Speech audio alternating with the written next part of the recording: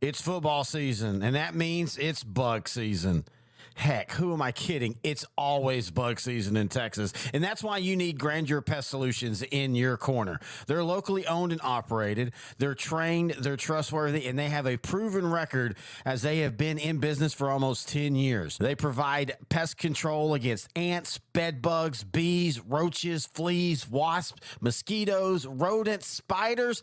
If it crawls and you don't like it, they're probably going to take care of it for you. Now, they serve all of the Dallas Fort Worth area, and they're locally owned. These two guys have been running this business since 2013, and every year they get bigger and bigger. But you know what they still do? They still have great customer service. In fact, if you get a hold of them, they're usually going to have your quote and your job ready to go within 48 hours. That's pretty good. Now, you can call them for a free estimate at 469-809-1769. You can find them online at Grandeur4, that's the number 4, shore.com. You can also find them on Facebook. Just type in Grandeur Pet Solutions. Here we go! Buck, here we go! Here we go! Here we go! Here we go! Yeah, here we go! Here we go! I kind of feel like instead of having the Dak Prescott, here we go, we need a simple, like the 41-year-old dad who comes home after an 18-hour shift and he stops at the door and he can hear his kids all going crazy and his mom and the mother yelling, and he just goes, here we go. Hello, everybody. Terry Bennett. It's Noe. It's Monday Night Football. It's the Dallas Cowboys versus the Arizona Cardinals. I can already tell you it's a beautiful uniform game. But before we do all that, intern Noe, the pro, the commissioner, how are you doing? And what shall you be drinking? I'll be doing good, sir. And I'd be drinking smoky Scotch, Ardbeg, and OA. Well, like pretty decently. Ardbeg, yeah, it's pretty decently priced. Yeah, it's 46.6% alcohol, smoky sweet, singularly rounded. Very How nice. about you, buddy? How you doing? What you drinking? I am extremely tired after the week that we had as our weekend that we had as you and I had a adventure for all adventures for the show. The first college football game that we went to as a show outdrank the coverage. We went down to Austin Saturday, or actually we went down Friday night, went to a high school game, watched the World Series, hung out, got up because it was 11 a.m. start. For the Longhorn game, went and saw the Longhorns take on Vandy in what is just an amazing game all around, an amazing atmosphere. First off, I want to thank the guy that helped, that got us the tickets for that. Jimmy Ammerman, honorable judge, retired Jimmy Ammerman from Marshall.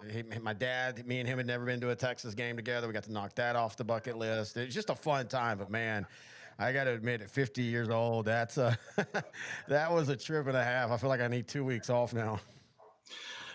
It was a lot of fun. It was also a bucket list for me. Now, as you know, I don't have a particular uh, love for any college football team. I just love watching college football. So Yes.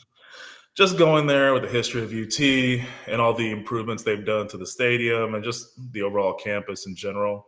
And then having a guy like the honorable judge giving us a tour because he's a graduate of UT, went to the law school there, and he knew almost every inch of that campus. So it was nice to have a free tour guide, and had a good time getting to know him and his son, and of course your dad always coming out. He always seems to like me more than he likes you. So That's true. That's true. Hey, we've been to 2 sports events with my dad this year, and they both were amazing classics. Of course, we went and saw the Rangers play the Yankees earlier this year, and for 90% of the game, the Yankees dominated. The Rangers end up getting a home run in the 9th to tie it, and then they get one in the 10th to win it. And then in this one, Texas led most of the way, and then some things happened. Some of it, Texas's problem. Some of it, to be fair, I think the officials, and we'll talk about that through the night.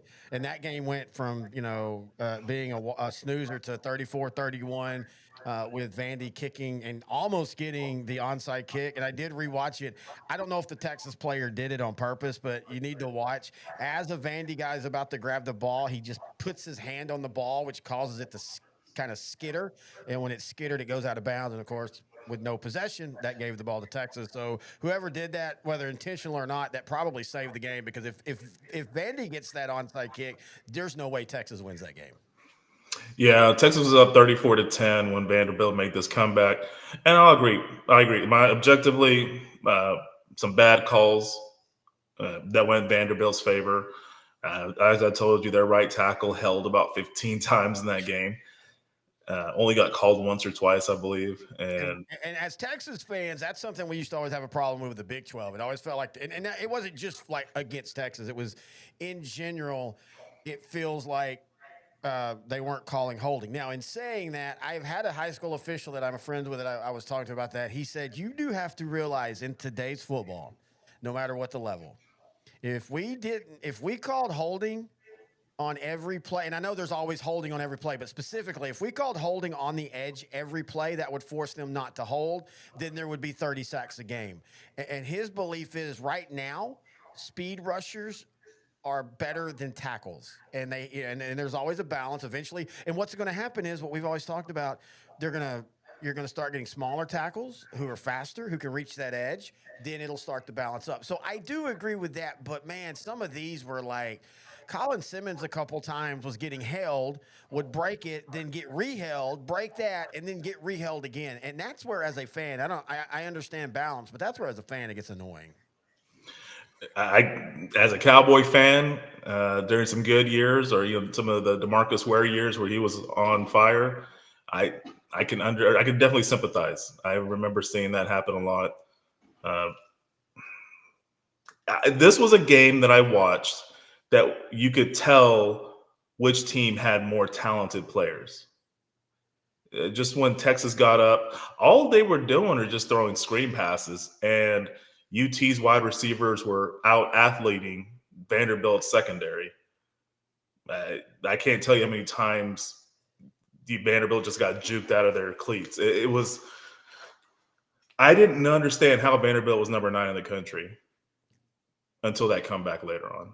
Well, I mean, and even then, yeah, and that comeback so hard, and give Diego credit. Oh, and there was, okay, so the other couple of bad calls. Now, in the moment, I'll admit, the one where he got not hit out of bounds, we both thought it was on Texas because it looked like it's weird because a Texas player pushed the Texas player who then hit Diego, and it was out of bounds. And so we were like, okay, that sucks. And it was right after a face mask. And so I'm like, there's 30 yards of penalties right there.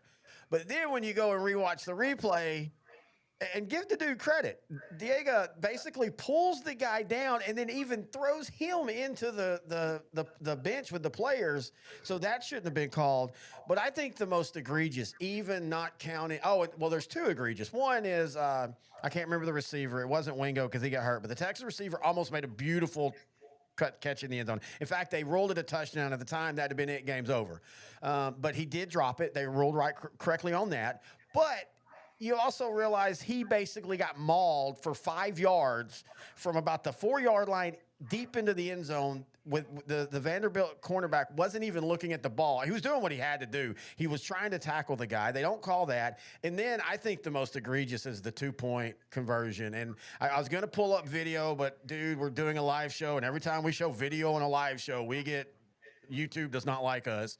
But go look at it, folks. If you haven't seen it, I have watched it 100 times. I have tried to understand how that was upheld as a 2-point conversion, but I still can't. That ball didn't even, I'm not going to say it didn't get close, but it's obvious the ball did not ever touch the line. Yeah, it didn't touch the line. And as you saw, the Vanderbilt receiver going to the line to the pylon, he didn't even touch the pylon. The pylon runs even with the goal line. So if he doesn't touch the pylon, the ball didn't touch the goal line. That's not a 2-point conversion in my book. Yeah, and it's just so. And I think it was Emmett Mosley on that. Emmett Mosley, thank you. I think it was a number 3. That's what I'm remembering. It was either him or Wisner. Mosley's 3, Wisner's 5. But yeah, and look, fun experience all around. Again, I've been to Texas games, but they were on the road. Like I've been to a Texas. And I'm a Texas fan. I've been to a Texas SMU, Texas versus TCU, the Big 12 championship game in 2001, the Big 12 championship game when they lost to Nebraska in San Antonio. So I've been to multiple Texas games. It was the first time there. Oddly enough, it was the first time I've ever seen them wear their home jerseys. It's just one of those weird things about how that works. The experience was awesome. I will say this, and this isn't just to Texas. This is to every sports arena, and I get it. We live in the ADD world, ADHD world. You don't want people looking at your phone, but it's okay to have a couple moments of silence every once in a while. You don't have to have something going on at all times. Especially football, because football is so like we're standing, man. Everybody's into it. You're tired just from being at the game because it's so emotional and you're having fun. Give us a moment in commercials. Just have some silence. Just let us sit, let us chill. But anyway, other than that, dude, UT's during the game, the pregame, everything, it's on point. Oh, that was great. Beautiful stadium. There was chants, crazy fans all game long. It's like that. The student section had energy from 5 a.m. to 4 p.m. when that game ended, or 3 p.m. whatever. It was a great experience to be around. We were kind of around a mix of older, like probably about our age, maybe our age, so a little bit older folks. We were on the other side of where the student section was at. We're on the opposite side of the field. Yeah, we But were on the home side under beautiful, perfect temperature for that. I would not want to go to. And I say this, I would not want to go to a Texas game in September or even October. I mean, seriously.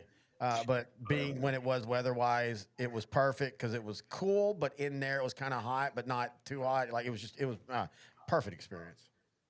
yeah, perfect experience. Good company. Uh, Food. I didn't have any food. You did. You can give your review on the food, I but just had a hot dog and it was okay. They have way much better food. So the way they do this, if you've never been to a stadium, and most stadiums are like this, you basically where we are, it's kind of sectioned off from everybody else. So we had our own little area, and it had like subs, hot dogs. It had some the beer and the seltzer, cart over to the side. And what I literally just the hotel loved where we stayed, but Jesus, the breakfast was terrible, and I just wanted to have something to eat, so I just went and got a hot dog. And it was a game day hot dog. I would not shock me if it was probably left over from last week, and they throw them in the fridge and then they just reheat them. It served its purpose, and it's funny because as I've gotten older, I'm not real big about having food at a stadium unless I'm having like actual drinks. You're having drinks and you need something to break that up. I don't really go to a stadium to eat food. yeah, I don't either because it's never really as good as advertised. So I just get a couple of light beers and just sip on that. I try not to leave my seat. It's so much of a hassle to say, "Oh, excuse me, excuse me, excuse me," and Oh, then especially the way that's set up there. That's the one thing. I have not been to an A&M game. I have been to the stadium many times for high school. It's way different, of course. There's so much room. But I was asking Dad because my mom's an A&M fan. They went to an A&M game last year, or the year before last, and I was just asking like, is the seating the same one? He's like, no, A&M. It's you got a little bit more room. There was not a lot of room. That was the one knock. Now it helped us in the second half. The older people to the left of me ended up leaving, so we were able to spread out. But honestly, if we were ever to do that again, I would pony up the money and pay for the middle seat for us, so that because I mean it's just, and it's not even us being big guys. My dad's not a big guy, and even he was kind of, you just like you said, we had to alternate quarters, which who kind of stood like this and all. It actually was better to stand than it was to sit. yeah, and for most of the game. So advice for anybody that wants to go to a college football game: wear comfortable shoes, wear comfortable clothing, wear breathable clothing because you're probably going to be standing up 90% of the game. These fans stood up as soon as the ball was in play or being snapped.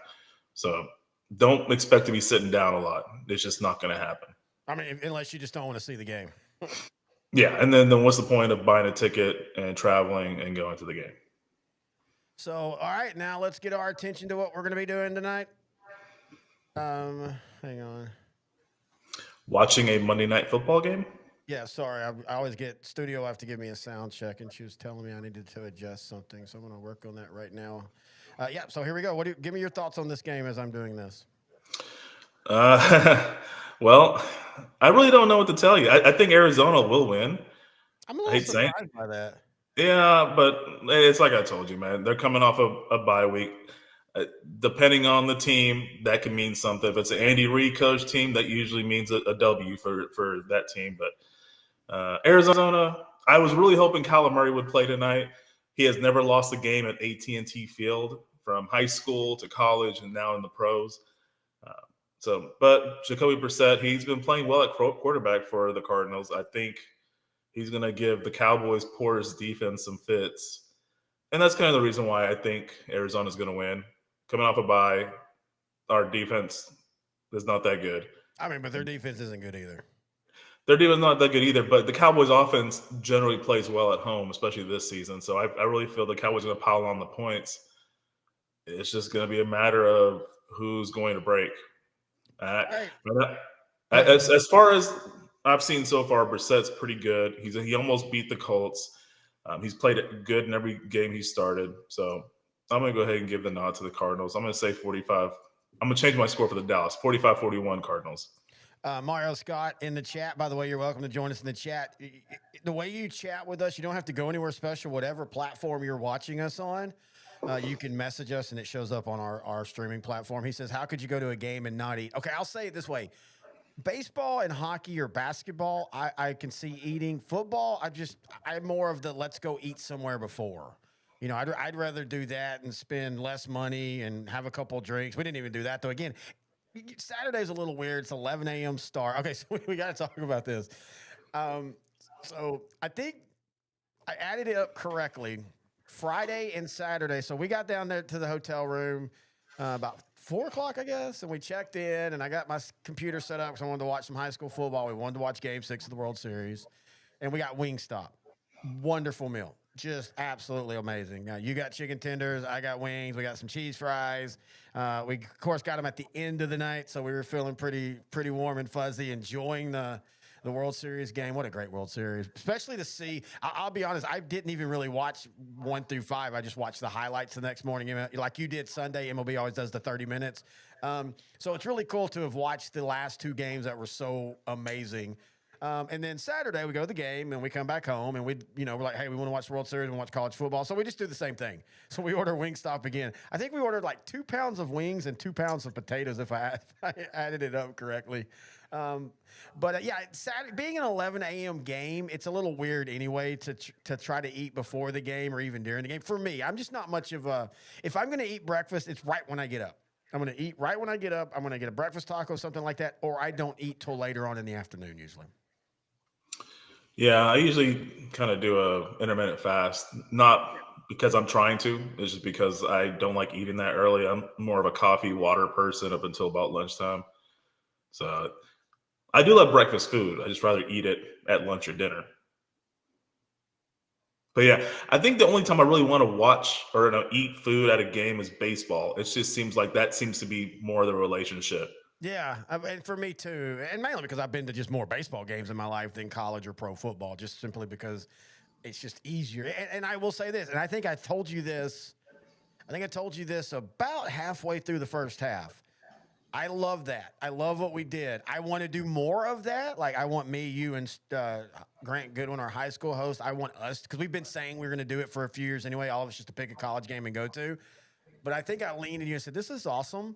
But I still want to be at home for 90% of the football games I watch because it's just a different. Like baseball, it's a great experience in person that the TV kind of takes away from hockey, especially. I think hockey's the biggest sport in that hockey in person is just completely different. Football, it's awesome in person, but I still would rather watch it on TV in the comfort of my own home with my own drinks, my own food, and all that fun. Like we did Sunday. We had a blast Sunday.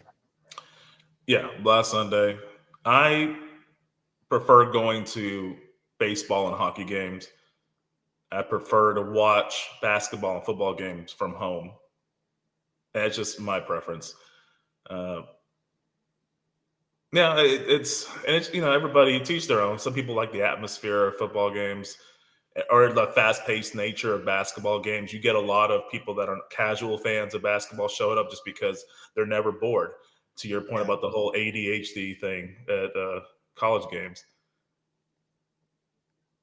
All right, so we got the NFL game about to start. So we will be doing. If you've never done a NFL watch party for us, we just watch the game and then we'll talk, of course, the game. We're assuming you are watching the game with us, and then we'll kind of bounce back and talk about yesterday. Crazy, crazy games. So glad yesterday wasn't like the week before. The week before was one of those 2 or 3 weeks you get every Red Zone Sunday that's just kind of boring games. They're blowouts, they're ugly, they're bad teams. Yesterday was a mix of everything, including, I know Green Bay Dallas is up there for game of the year. Let's be honest, Dallas at home will be game of the year fodder for any matchup because it's going to be 45-40. But what the Bears and the Bengals did yesterday, and I will say this to Cincinnati Bengal fans, I am so sorry, man. That has got the last 2 weeks have got to be the biggest nut kicks because you trade for Falco. I'm thinking Shane Falco on the head because I was wearing that shirt. I got so many people Saturday going, hey, I love this shirt, man. You trade for Joe Flacco. He pulls off that big upset, and then you lose the last 2 games where you were in those games, and especially yesterday where you frantically come back. It looks like you're going to do it. And then the Bengals defense said, oh, I am so tired of y'all talking about how bad Dallas is. We're going to prove you wrong. I legitimately think Cincinnati's defense may be worse than Dallas's. Yeah, it was pretty bad when 2 secondary players were about to tackle Colson Loveland, the rookie tight end for the Bears. They just bounce off of him, and he just runs it in for the end zone for the game-winning touchdown.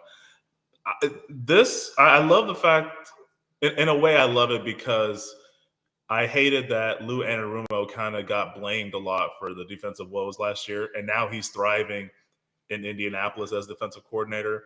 I like the defensive coordinator they got with Cincinnati. I believe it's Al Golden, the guy who was DC for the Irish when they went to the college football championship game last season. I just think it's more players. That's the same thing I had said last season. I don't think it's the coaching. I really just think it's the players. They just don't have the right players. They have one really good one, but that's really about it. You know what, though?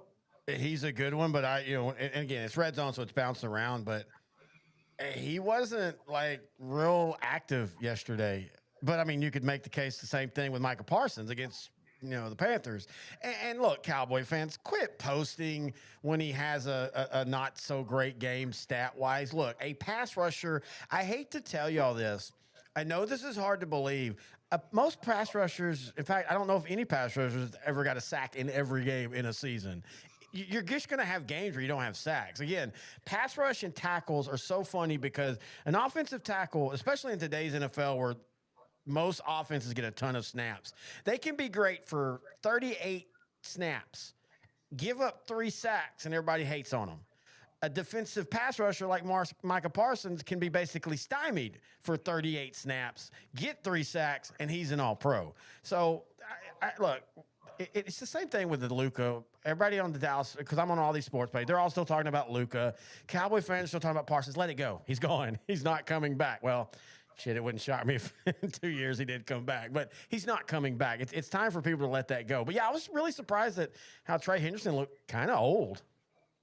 Look, man, going back to Parsons and fans and Luka and fans, those 2 guys wanted to stay in Dallas. It wasn't their fault. Like, direct your anger to who, like Nico, to Jerry Jones. I mean, you and I still contend that Luka getting in shape in the offseason kind of proved Nico's point of why they traded him. Now, you can make the case, well, why didn't they motivate him better? Well, if, as you say, and I agree with you that, oh, God, Luka really wanted to be here.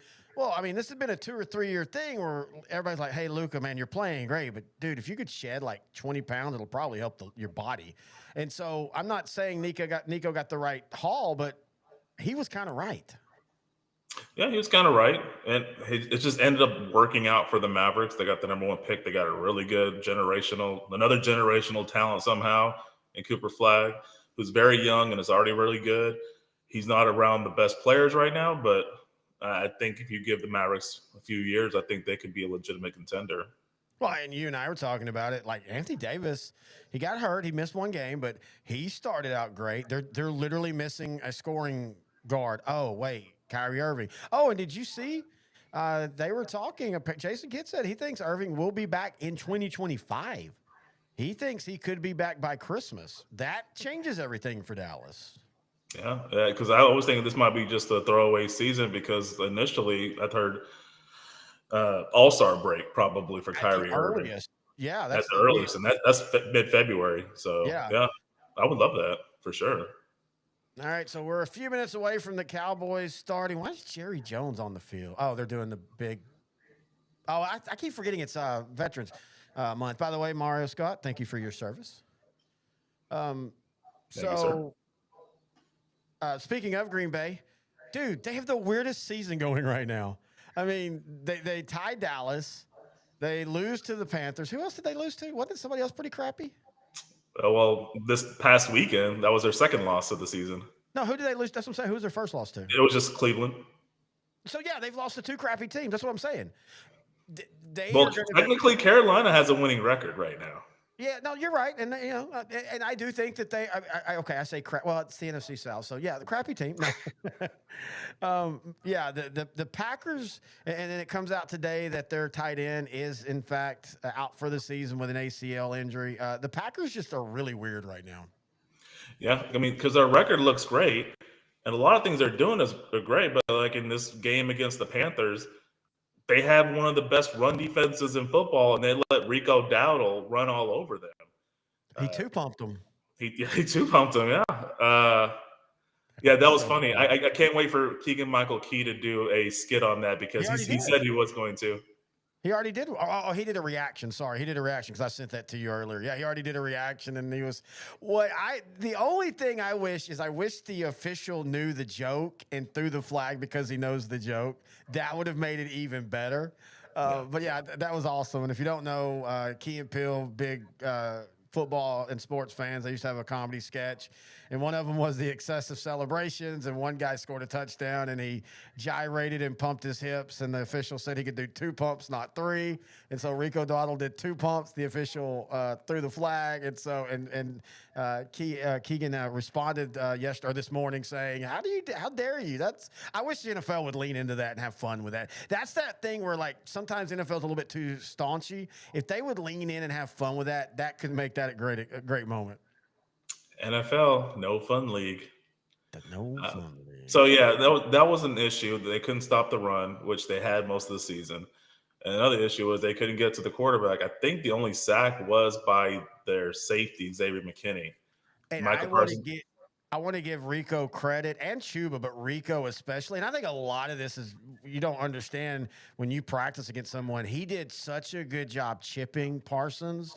I mean, he wasn't doing the running back chip just to get out in a route. Rico was, I don't care if I catch a pass. This dude ain't getting a sack. So Rico is now 2-0 on the revenge tour. 1-0 against Dallas, 1-0 against Micah Parsons. But yeah, Parsons even said, hey, he stymied me a couple times. And there was a couple times he beat the tackle and Rico was there to chip him. And look, I jokingly say Carolina's a bad team. Carolina is just an inconsistent team.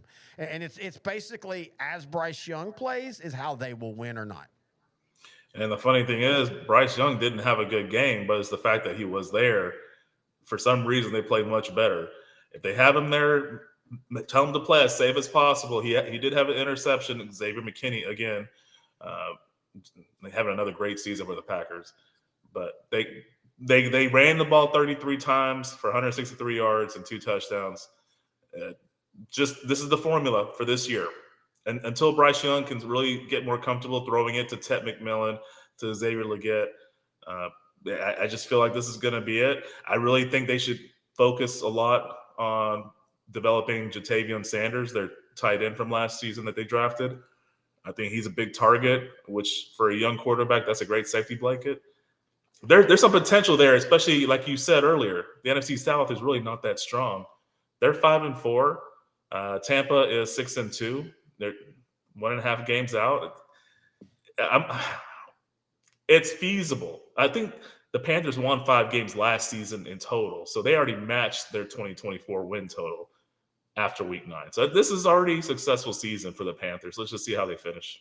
Well, and it feels like that Canales really has that team trending right in the South. It's Tampa Bay, but they're such an incomplete team. Atlanta just can't get out of their own way. Now it's they play like crap last week, and then this week they go on the road and they play a pretty solid game against a now very good Patriots team, but they still lose. So yeah, I mean, for the Panthers, to me, it's just about drafting more playmakers on both sides of the ball.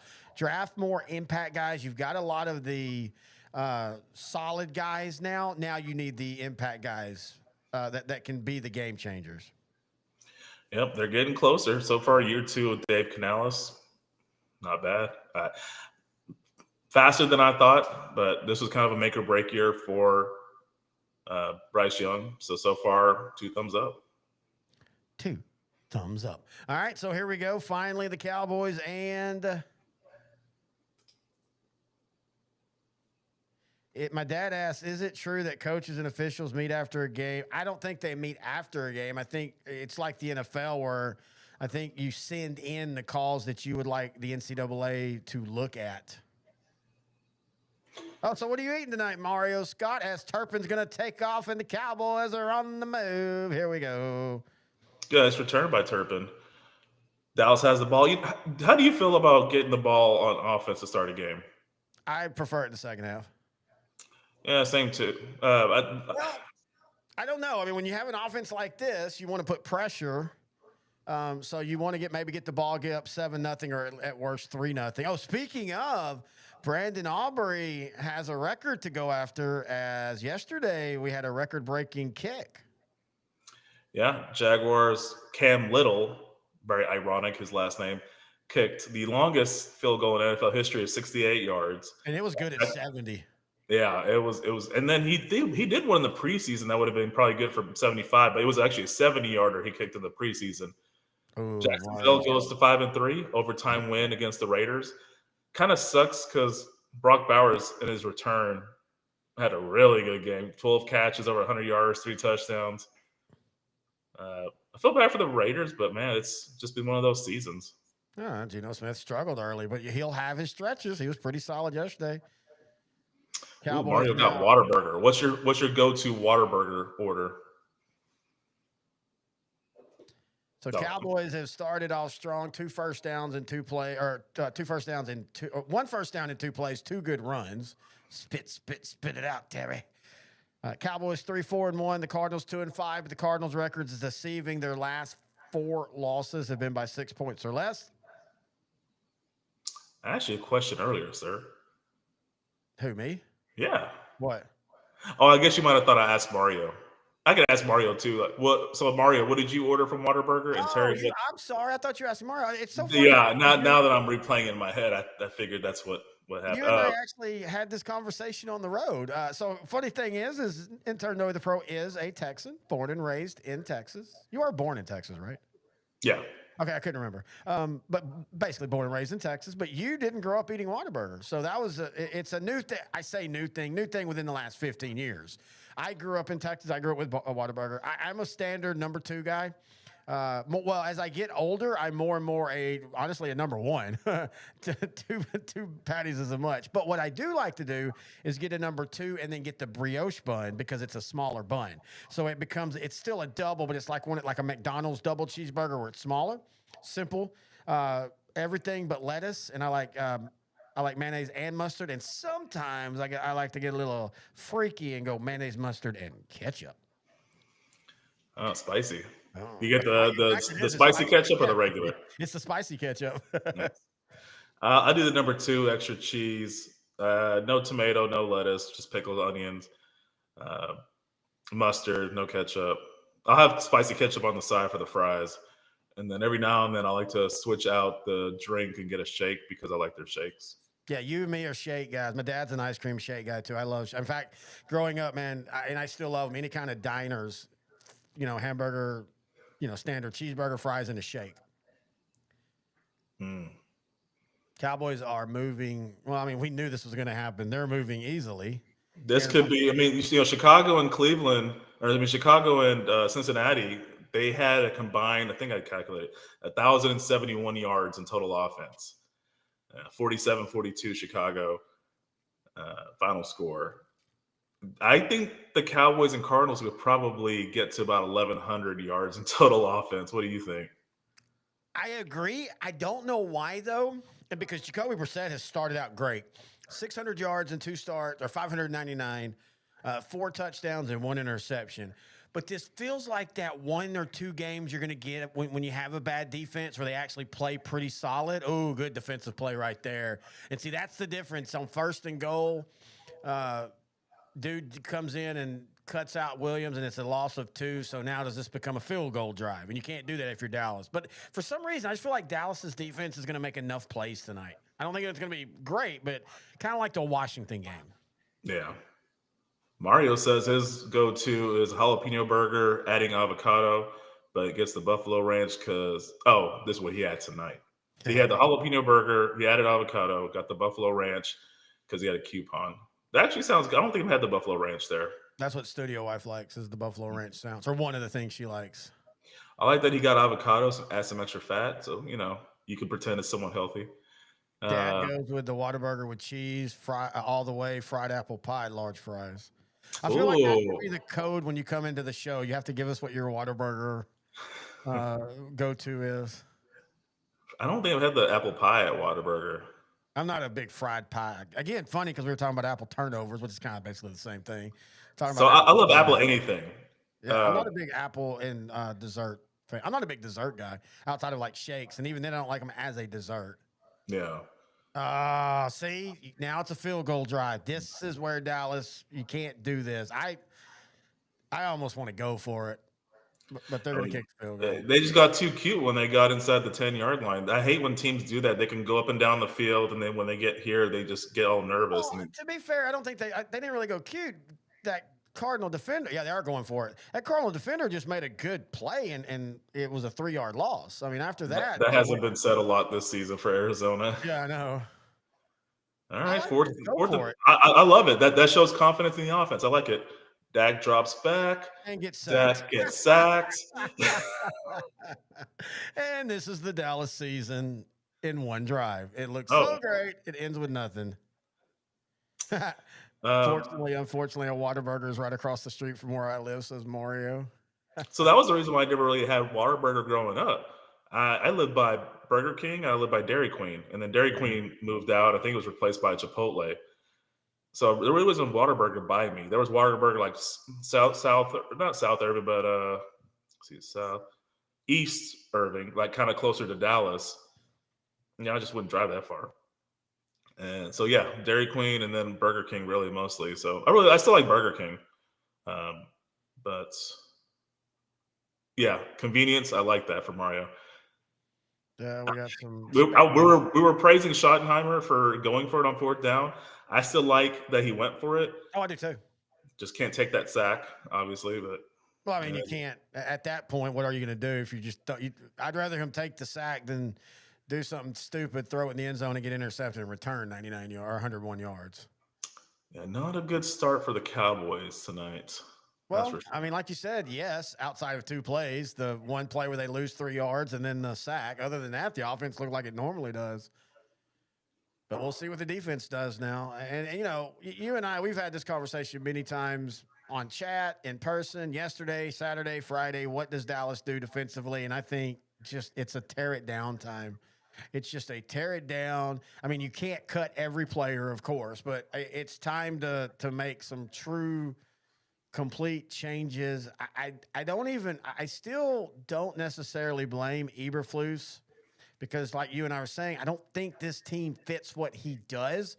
I like everything that Brian Schottenheimer has done, but hey, maybe not have hired him with your skill set that you have. Maybe you should have hired someone more like Dan Quinn that's more aggressive and stuff because that's what you have personnel-wise. Speaking of aggressive, he kind of had to apologize for leaving Jaden Daniels out in the game last night a little too long. Jaden Daniels, star quarterback for Washington, unfortunately suffered a gruesome left elbow dislocation. I saw the replay today. I was like, oh, that was terrible. So I don't know how long he's going to be out, but it'll definitely be multiple weeks. Oh yeah, yeah. In fact, I mean, it might be a season ender depending on where their season's at. I feel bad for him because I mean, yes, the game was out of hand, but I remember a couple weeks ago when the Giants had dominated Denver, and that game was out of hand. And then Denver scores 33 points in the fourth quarter. And I know that's rare, but Washington has an offense like that that can score a lot. So I understand. I understand both sides. When healthy, Washington has an offense like that. They've kind of suffered a lot of injuries this season, and it reflects on their record. They're not having a really good season, and to me, it's mainly because of the injuries. Well, the defense has underperformed as well, and you and I predicted that. That's what Dan Quinn's defense does. It's very good year one. They don't have a bona fide pass rusher. The best one was Dante Fowler, who went back to Dallas, and Quinn thinks he can throw bodies as just, hey, we have a ton of them, but none of them are great, so they're not getting to the quarterback. As you said, injuries are really hurting the offense. Wow. So the Dallas Cowboys defense have just made history. They have not given up 35 yards in the first two plays of the game. I did not know this was possible. I thought you were joking, but I guess the way this season's gone, I guess that makes a lot of sense. Yeah. Jeez. And they actually had a pass rush, and they read the screen pass on that first play. Oh, there's Minnie Murray. He's like, hey, I'm going to Hey, go to the locker room and play some COD if y'all don't mind. uh, what would you give as far as a rating for the uniform tonight? About an 7-8, really good. I don't understand why people. Oh, that's a hold, no call, and that's a first down, and that's the Dallas defense that I've come to love. I don't know why people hate the Arizona look. They say it's too plain, but I mean, these are the same people that'll say, "Oh, I love the Cowboys because they're classic," or "I love the Bears because they're classic." I think this is a great look. I love they're all white on the road. They're all red at home. Cowboys, I love the traditional look, face mask and a hold. And I also like the red stripe, which is going back to 1976, the bicentennial, and now they brought that back a couple years ago. And they all wear it for a couple games, and I like it. Yeah, it's good. It's not too much of a red to where it kind of clashes with the standard cowboy uniform. So yeah, I don't mind them using that as their regular helmet the rest of the season, or just in general going forward. Oh, hit as he throws. So far, Dallas has got pressure on the first few dropbacks. Kevin McPherson's in the room. He says he's got to get to the quarterback. Kevin McPherson wants the Cowboys to get to the quarterback like Kevin will do Saturday or Friday when we're at Stacy's eating catfish and beans. That man will get 20 beans and 200 catfish as we're going to be going Friday to watch Sunnyvale versus Canton High School football in the regular season finale. We're already into the high school playoffs starting next week. Blows my mind how quick the high school season will go. Yeah, you'll be on the road a couple of those weeks. I think I'm still going to come over for the state championship week. I kind I've of like already, doing that every year. I've already penciled it in, so you have to. Well, if you didn't pen it in, that means that it can Ah, still be erased. got me. Wait, what?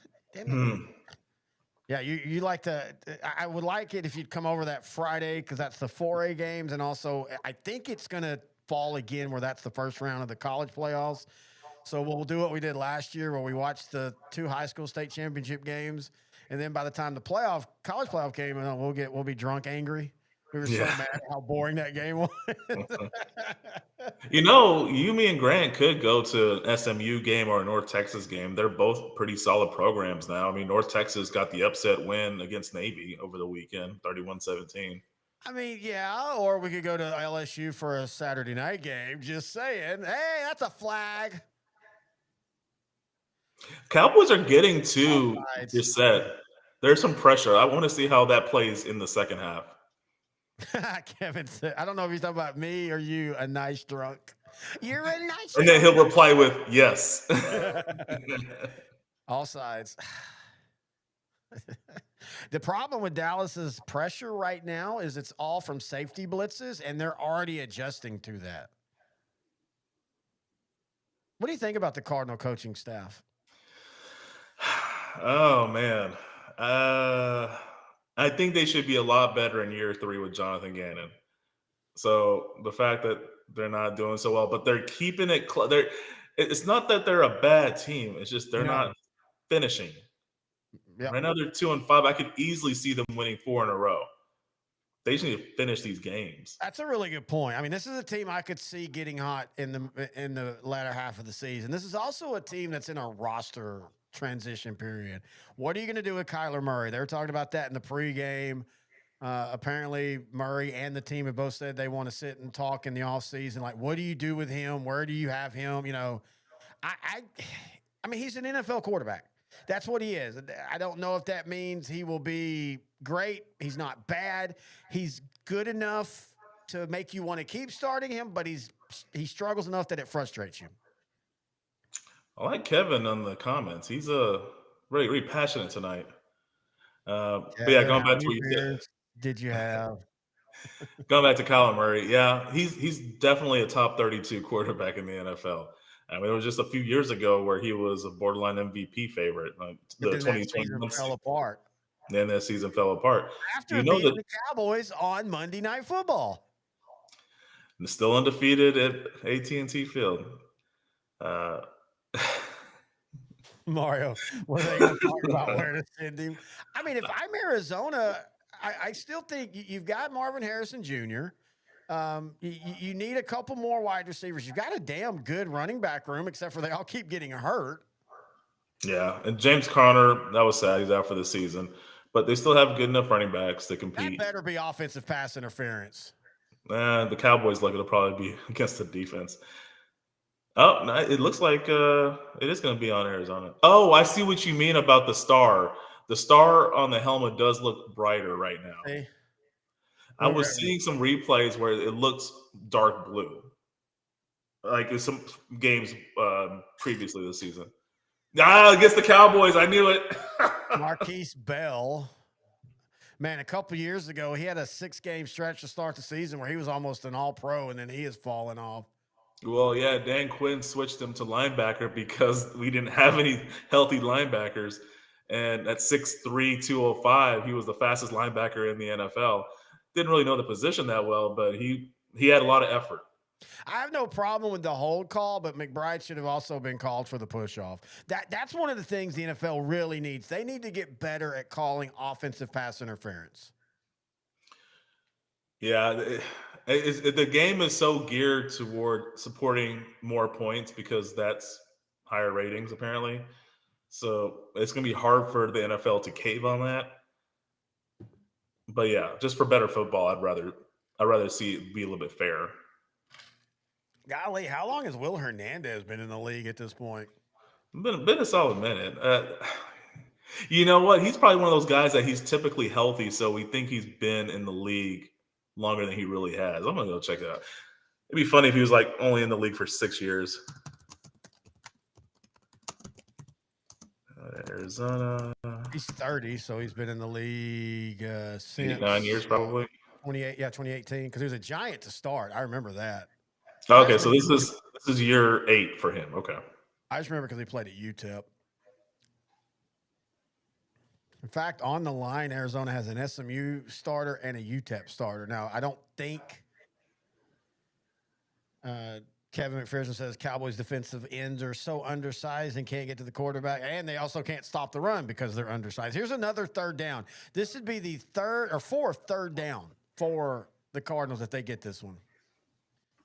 A lot of times teams win or lose based off of how they convert on third downs. You saw what Vanderbilt did on Saturday.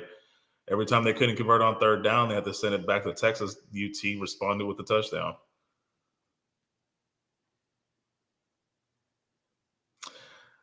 I mean, they were probably holding on the right side of the line, but yeah, still had some time, got the first down. That's just going to happen. I don't even know why I get frustrated in the moment because I know this is what it's going to be like. You've got to make that tackle. Yeah. Well, fresh set of downs for Arizona. This has been a long drive. Both teams had long drives to start the game. Dallas couldn't convert, and let's see if the Cardinals do. Oh, shot for Bob Trumpy. Oh, yeah, Bob Trumpy, Hall of Fame Cincinnati Bengal tight end and one of the great broadcasters of all time. Fumbled snap. That's a sack. We got a sack. Sam Williams gets a sack.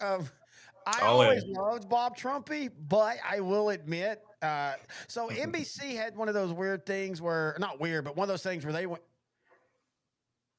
oh wow! And so on the play that Dante Fowler got held and face masked on, he's also injured in questionable return.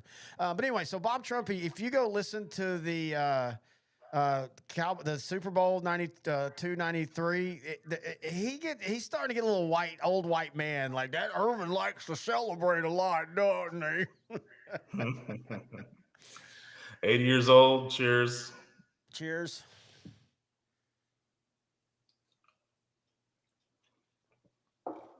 Yeah, Arizona just keeps moving down the field. What are they doing, Noe? Matriculating the ball down the field, boys. Why I love you. All right, so they're like 4 for 4 on third downs in this drive alone. Mario says of course, Mario lives in Tennessee. Vandy's third down conversion has been odd the whole season. It was odd in the game because for half the game, they couldn't convert a third down. And then from the fourth quarter on, that's all they did. And to Diego Pavia's, to his credit, he was throwing some really accurate balls that his receivers weren't helping him at all. Yeah, there was multiple drops. I will say this. His accuracy is on point. I was surprised at the lack of velocity. I mean, he's not terrible, but you and I had talked about his whole pro thing, and I thought, well, he probably won't have a pro because of his size, but I just don't think he has the arm. Unless you get into an offense like a West Coast style, I think he could flourish in something like that. So the Cardinals, they did make a stop. Cardinals going to kick a field goal here or try it. Hey, that's a win. Now, I will take field goals all day. Now, does this make you go, dang it, Dallas, why didn't you try a field goal? And he missed Nope. it. He missed it. Cowboys win the Super Bowl. Oh, wait, no, it's just 3. Oh, no, I was waiting for a penalty. He missed it. Yeah, he made it. I really thought he made it. He missed it. No, let's see the replay. Bregman's even saying the same thing. They thought he missed it. Oh, it just went over just on the inside. Yeah, Don Criqui. Now, for the Super Bowl, it was Dick Enberg and Trumpy. But, yeah, Don Criqui was his go-to guy on the regular Sundays. You know who's still doing play-by or color analyst for the NFL? And he's like the 4th or 5th crew, Dan Deerdorf. I mean, this is a guy that did Monday Night Football for, what, like 10, 15 years? Yeah. And then he's just been doing CBS. He's just been doing CBS like 4th or 5th crew now for the last 10 or 15 years. It blows my mind. Guess he just wants to get out of the house, I guess, huh?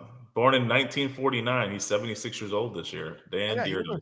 He was a Cardinal in the 70s. Him and Conrad Dobler, who just passed away earlier this year. One of the dirtiest players in NFL history. And I would have loved him as a Dallas Cowboy. Oh, and I love the fact he didn't even hide it. Oh, yeah. We wear that with a badge of honor. Both of them never hid who they were. Look at go ahead. That would have been a matchup. What? Conrad Dobler versus Ndamukong Suh.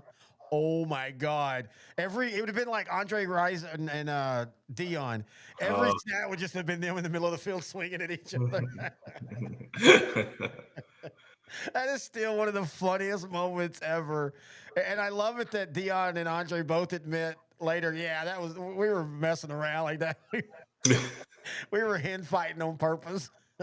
He was one of my favorite receivers during that time period. Bad Moon Rising. Oh, heck yeah, man. I love the fact that he reinvented himself from the problem player and all that to being a key member of the Green Bay Super Bowl team. Scored a touchdown in the Green Bay Super Bowl against the New England Patriots. Parlayed that to a 1,000-yard season with the Chiefs the very next season in '97. What the hell are these commercials? What the hell is Little Caesars? Dude, what are y'all starting to bring to get? Holy crap. Half pepperoni, half cheese bread pizza? I have heard Little Caesars is really good right when it comes out of the oven. Well, yeah, if you go get the hot and ready, It's $6.99. So back in the day when we lived in Frisco and we'd come over to your house all the time and hang out and watch football and stuff, a lot of times when we went home where we lived, when you turned on right before you turned onto the road, there was a Little Caesars and we'd walk in and we just grab one and go. And it is. It's great when it's hot. 10 minutes later, it tastes like concrete. Yeah, I got a friend of mine. He's from the Detroit area, and he said the same. Yes, that's what he told me. He used to get this pretzel pizza from Little Caesars, and he loved it. But he told me, you got to get it as soon as it's ready. Do not wait. Ooh. Just be ready, order, and eat immediately. Oh, that was a good special teams play by the Cardinals. Cowboys have the ball down 3-0. Let's say hello to the 11,000 people watching with us right now. Please join into the chat, man. Anybody wants to join in, they can. Yeah. Sorry, we're getting the spammers again on YouTube. It's been terrible. I'm trying to block them as they go. Spammer Kevin McPherson, spammer Mario Scott. God, I bet Mario Scott's just about 10 dudes in an India data center right now. Mario Scott's AI.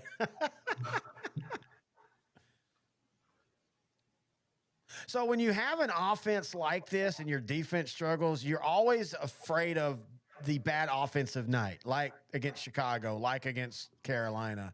Not as much at home, but here we go. Here's that field goal. They're showing it again. It's good. It was just really close. That's all. No, yeah, but the officials talking about how I've got the broadcast crew on in my ear. That's actually why I'm wearing these. I hear you through these, but I have these on because they're connected to the TV. And even the guy that does the official in the booth, he's even like, yeah, it's good, but yeah, it was extremely. He basically said it's this. Oh, Turpin. See, this is what I'm talking about. You can't have these type of games when you have the defense you have. But he was basically saying, yeah, it was as good, but it was as close to being not good as it could be and still be good. Yeah. Going back to that play over here, that got some good protection. He threw it well, but Turpin got to make the catch, man. And this is kind of his first year being used more on the offensive side, which I'm in favor of. But maybe this is why plays like that. Yeah, I was thinking they'd use him more like 5 plays a game, effective, like 5 effective plays a game on offense. Dak rolls out to the right. Probably holding. Yeah, no one's celebrating on the Cowboys. Dallas is the second most penalized team. And again, for all the talk about the defense, why is this team still all? I mean, this has been a thing since the 2019, and that's Jason Garrett. They just penalties, even when they were good record-wise, penalties.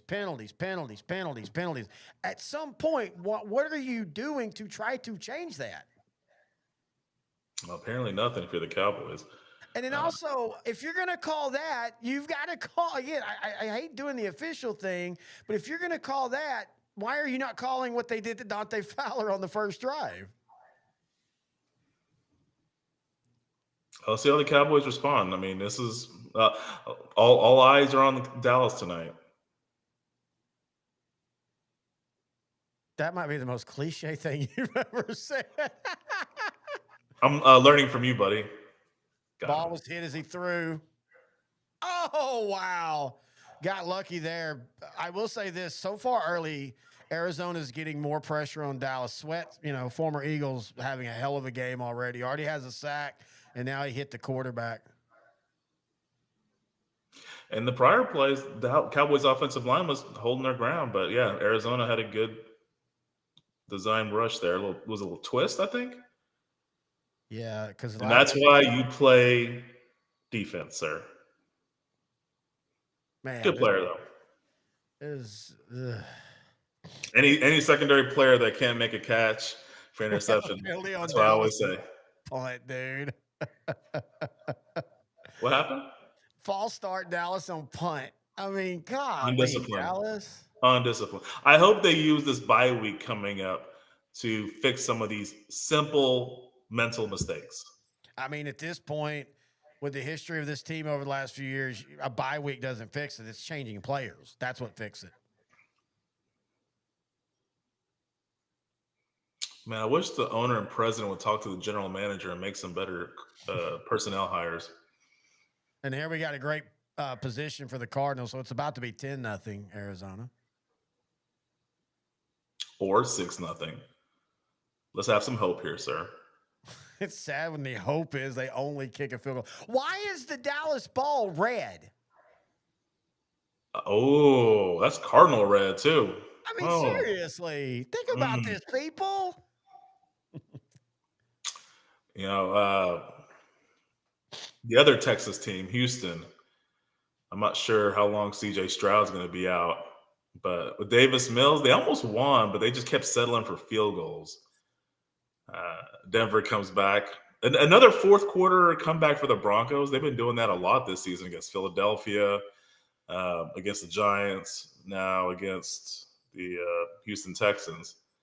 I don't know if that's going to be their identity this year, but they have a nice record. Well, I mean, that was their identity last year. That's Bo Nix's identity in the NFL is, the typical look bad for not bad, but not be good for 3 quarters. And then in the fourth quarter, they light it up. I do think we've got to keep talking about it. And I said this at the beginning of the year, and I still say I think D'Amico Ryans is on the hot seat. I think this is a Houston team that's had some injuries, but it's not like they've been, it's not like they've been just completely cleared out. Nico Collins been out a couple games, but they're supposed to have a really good deep wide receiver core, and yet this offense for 2 years now has vastly underperformed. Yeah, they've underperformed. They switched offensive coordinators, and they somehow gotten worse. They're just not protecting Stroud. To me, it's the offensive line. They need to protect him. You can't just throw receivers out there and expect him to get them the ball if he's getting harassed all game. We've talked about it before. I don't. It's weird to me how some franchises just get certain positions they can never figure out. Chicago, a quarterback. They've never had a 4,000-yard passer. For Houston, it just the offensive line has consistently since day one been trash. Yeah, I just don't know what's going to change there. Maybe they get a new offensive line, like someone like a Clayton Adams that the Cowboys got, or just some offensive lineman specialist, because they just never had a really good offensive line. Oh, I think it's talent. I don't necessarily think it's a coaching thing. I think they just don't draft or sign, And I know what's his name that they traded. They traded because he had too many penalties. But again, I guess that's the thing we talk about with Dallas. What do you want more? A guy who's better but has too many penalties, or a guy that's lesser but has no penalties? To me, it all evens out in the wash. Yeah, there's a negative for both. So, well, that's an interesting stat. The Cardinals 2-5 have scored now first in every game, yet are 2-5. Yeah, they have a -1 scoring differential throughout the season. Like you said, yet they're 2-5. It's not like they've gotten their butts kicked in these games. They're just, and a lot of these games they were leading or in control. Look at that. They've allowed 22 points. They've scored 21.9 points. That's insane. Yeah, I mean, if Dallas can hold them to a field goal, I think that's still a win. It gives the offense a chance, some confidence, knowing that they don't have to score on every drive, that the defense can make some stops. Because that means if you know your defense can't stop the opponent from scoring, that's a lot of pressure on the offense to deliver every drive. That's where you Zach. Hang on, I gotta look what is that called? Alexa, what is it when people tackle a quarterback before he throws the ball? Something that never happens in Dallas. Ow, Alexa, damn. Don't hurt me. No, they have been getting good pressure so far this game. Especially on that right side. I think that's something they might want to keep on keying on. Nice.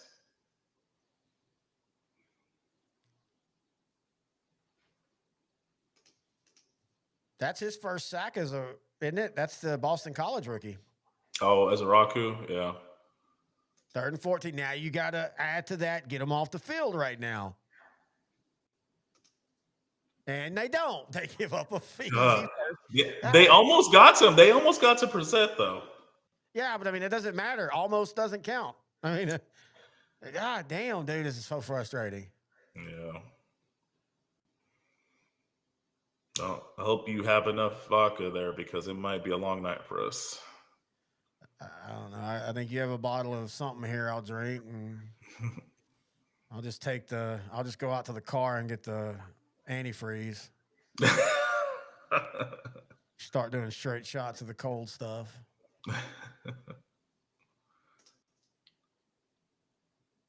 Hey, it's end of the first quarter. It's only 3-0. Mario said I made his echo respond. Oh, and you're correct. No, wait. I think he had another sack. Did he? I couldn't remember. Well, let me look at the game log. Just go look at his stats. Yeah, he had his first sack was against Washington. Oh, okay. Yeah, I think everybody did well that day. I'm hoping he has a great second half. You know, there's I some of think those. he's going to be a really good career. I think he's going to be the next DeMarcus Lawrence type. He's not going to get 18 sacks. He'll get 9 to 11 sacks, but he'll be a really good run defender. He needs to beef up a little bit, like McPherson was saying. They do have smaller ends, but again, that's also where the NFL is right now with your defensive ends. By the way, I didn't realize DeMarco Lawrence was wearing 0 for Seattle, dude. They had him on skates a few times yesterday. Watching that one, I mean, I loved him as a Cowboy, but man, Seattle overpaid for what he's doing. Yeah, but Seattle is 6-2, and they looked really good last night, both uniform wise and performance wise. So. Hey, the uniform wise for both teams was amazing. In fact, I'll give him credit. He has 3.5 sacks just against the Commanders. He did have a half a sack against Commanders. He was getting pushed around a lot. But look, Washington, dude, just go with those as your regular look. My dad's gonna adopt you. Yeah, I think he's gonna try to abort you probably. He tried that before.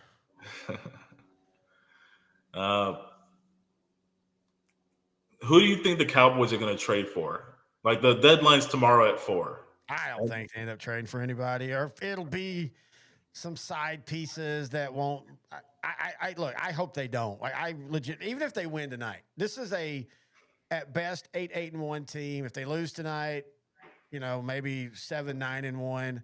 They're not going to make the playoffs. There's like 7 teams ahead of them in the NFC, and they're in a division where unless Dallas just went on an amazing winning streak and Philadelphia collapsed, they're not going to win the division, but you're not going to be good enough to win the wild or get a wild card spot. So just punt on the season. It sucks. You'll miss the playoffs for back-to-back years, but hey, we did that a couple of times, and then we have nice playoff runs. So I would prefer them not to do anything unless it's just something you just can't not do, if that makes sense.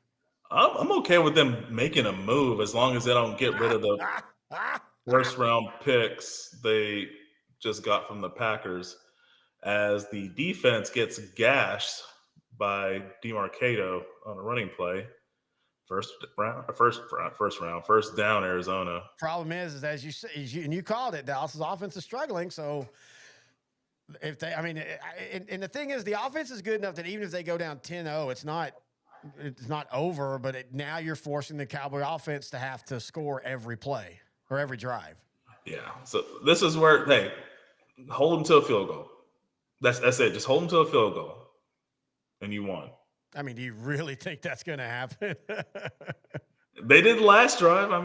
Yeah, but that was also because a Cardinal dropped a sure first down. The only hope they have is if Cardinals try to go for it on 4th and don't get it. I don't think the Cardinals are kicking a field goal on this drive unless they have a bad play that is a minus play. Do you think defensive coordinator Matt Eberflus finishes the season? Yeah, there's no point in. Yeah, I think so too. Because I think you had mentioned this. A lot of his assistants are going to probably run it the same way, unless someone wants to make things different. The issue I have with Dallas drafting is, A, they haven't been great the last couple years in drafting. B, they've not been good with first-round defensive picks. And so we're looking to overhaul the defense through the draft, and we're talking about guys that haven't done a good job drafting defensive players. That worries me. Especially linemen from Michigan. I'm never going to let that one go. But Morris Claiborne from LSU, that was a surefire. Yeah. He ended up having a solid career, but that was after he left Dallas. And first and goal, Arizona. Dang it. Yeah, this is going to be 10-0. Okay. I had faith in you, Dallas, to just hold them to a field goal, but no, I don't. Yeah, Arizona, I mean, they're just moving the ball down the field pretty easily, you I know. mean, he only played 3 more years after Dallas, so I wouldn't really say Claiborne had a solid career after Dallas. He had Oh, I really? That guess was it? Wow. yeah, in the Okay. last year, he didn't even start one he only started 1 game. I mean, and he was solid with Dallas. It wasn't like he was just toast, but he wasn't a top 10 draft pick. Yeah, he wasn't a top 10 draft pick. His last year with Dallas was easily his best. Golly. What, My how, god. what happened? Did he slip? Yeah, sure. I This is gonna be a blowout. I want to. I mean, want to this see the is replay. I want to see what happened. he fell, but I mean, that's lack of talent as well.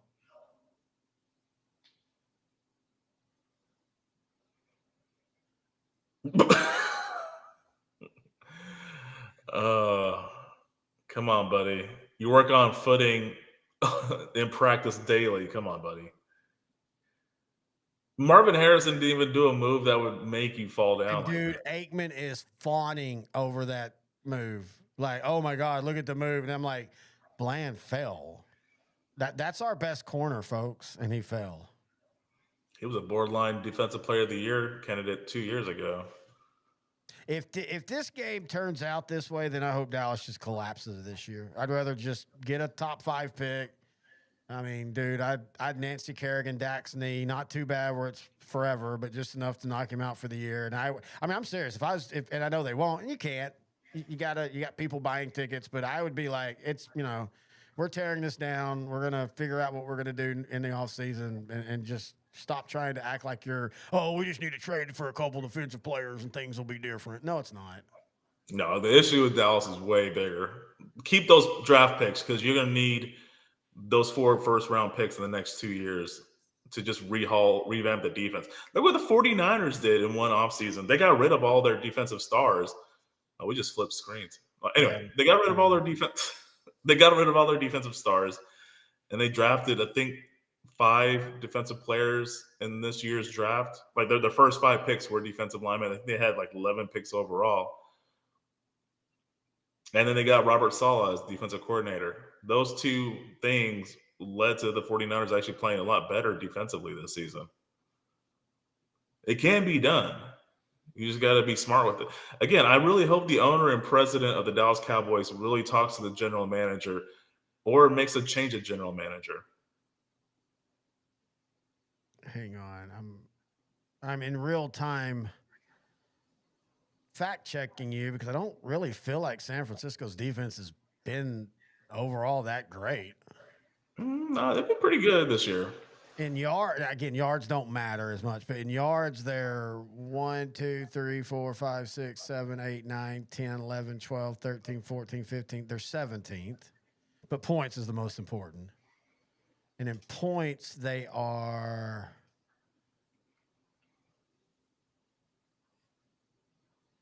Hey, Dallas is not last. I'm surprised. In points, they are 1, 2, 3, 4, 5, 6, 7, 8, 9, 10, 11. They're 11. So they're okay. I haven't watched San Francisco's defense this year and thought, oh man, they're really back to where they were a couple years ago.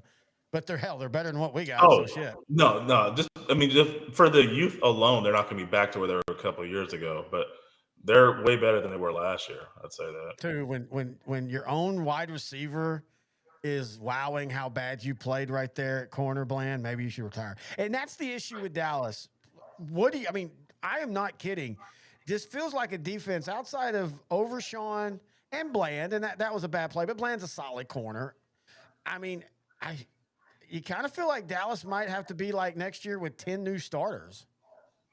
It's going to be a rapid overhaul. Last year, 49ers they allowed 25.6 points. They were 4th worst in points allowed. So they're giving up 4. They're giving up 4, basically 4 points less, 3.5, 4, depending on the decimal. And I'm not saying San Francisco's defense is bad. I don't think Saleh's done anything spectacular there. I think they're an okay defense. Which, while starting a lot of unknowns right now, that's pretty impressive. Just think of how much better they'll be in year 2. You hold him in higher esteem than I do. I think he did a great job as a defensive coordinator. His head coaching, probably not so much, but yeah, it was kind of easy, not say easy. You know what I mean when I say easy? It's not easy. It's kind of easy to be a great defensive coordinator when you have the studs that they had from that 2017 to 2021 era. I mean, and yes, he does deserve credit for being a part of the reason why they had so many studs. But I mean, they had physical studs. I mean, they had multiple first round picks playing defense. And he brought it all together. I mean, I think you saw what happened when he left, Yes, you and did. the defense was still good, but I mean, there's a reason why Steve Wilkes got fired. See, I thought that was unfair. I That didn't think was Steve that Wilkes was going to was. get I fired think he because was a their defense was scapegoat. good that year. Their defense wasn't even bad that year at all. It was just the overtime loss to the Chiefs. I just think they needed someone. Oh, we made a change to get us over the hump. Yeah, yeah, that's a good point. Let's see what Dallas does. This is 4-down territory for me. I don't think they can just punt on this drive. I mean, I would love that, but if they can't, you got to be across the 50 or 4th and 3 or short. If it's 4th and 8 at your own 45, then you're putting your defense. It's going to be 17-0 if you don't make it. See, this is the thing that nobody talks about. The run game looked great the first drive, and this has now been a few games where the run game looks great for the first drive, and then the defense makes adjustments, and then the offense doesn't seem to adjust well to that. This seems to be a repeated problem from prior years. And what are you doing there? We've changed coaches, changed schemes, similar inconsistencies. Well, the problem is, yes, you change coaches, and yes, I know he's not going to do everything the same, but in essence, you're still under the Mike McCarthy scheme, influence, whatever you want to call it. Now, I like the play design on this, and it wasn't blocked well, but give CeeDee Lamb credit. He made something out of nothing. But yeah, I mean, again, that's the frustrating part. And it's any team that's not winning Super Bowls or being great is how do you fix it? Because the difference between 3-4-1 and 6-1 is 2 or 3 plays sometimes. Yeah. Now, that's The a great NFL, play call. yeah, it was right up the middle, first down. Nice. And it's like they're struggling just to get an inch. I don't recall Arizona's defense being world beaters like this. That was a good run. That was a 6-yard gain. No, it was a good run. I'm just saying, like, I don't remember Arizona's defense putting this much pressure on opposing teams. Well, they were talking that again. I don't think you can hear the broadcast. They were just talking about the defense for them has been solid, except for in the fourth quarter. That's where they have struggled. So maybe, and again, Dallas has moved the ball well 2 of the 3 drives. Dak kind of slid a little late. Dude, he does that so much.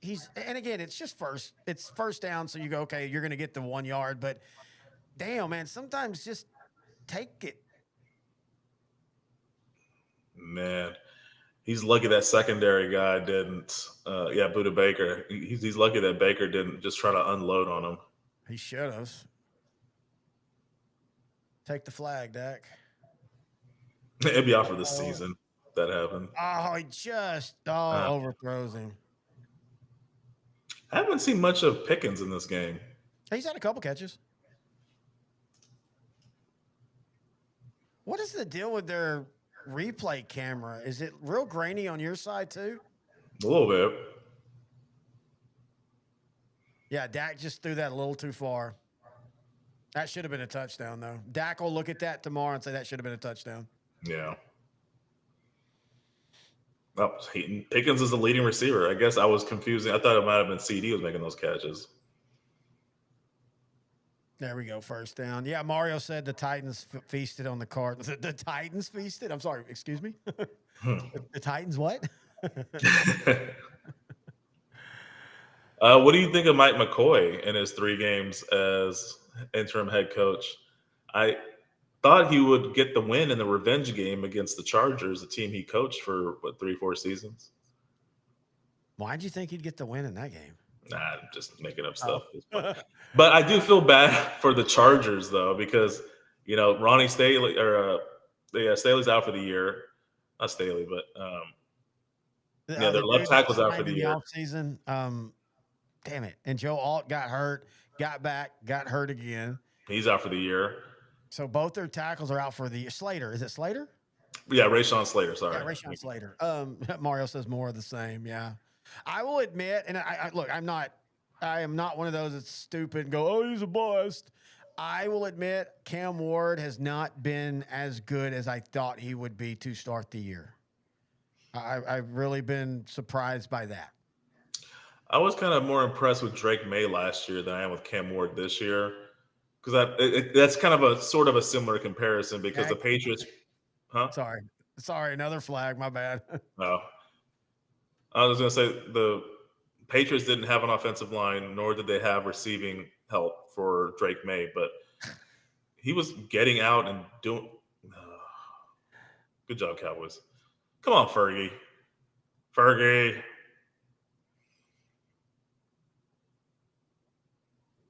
Oh, bro, just let him get to Dak. Let Dak throw the ball away. I hate when, as a former offensive lineman back in high school, I hate when players do this. Don't hold. Your quarterback's a pro. He'll throw the ball away. You're trying to protect the quarterback, but you're just making the offense. There's like a rhythm and flow to the offense. You're just ruining it by doing stuff like that. See, Dak eluded it.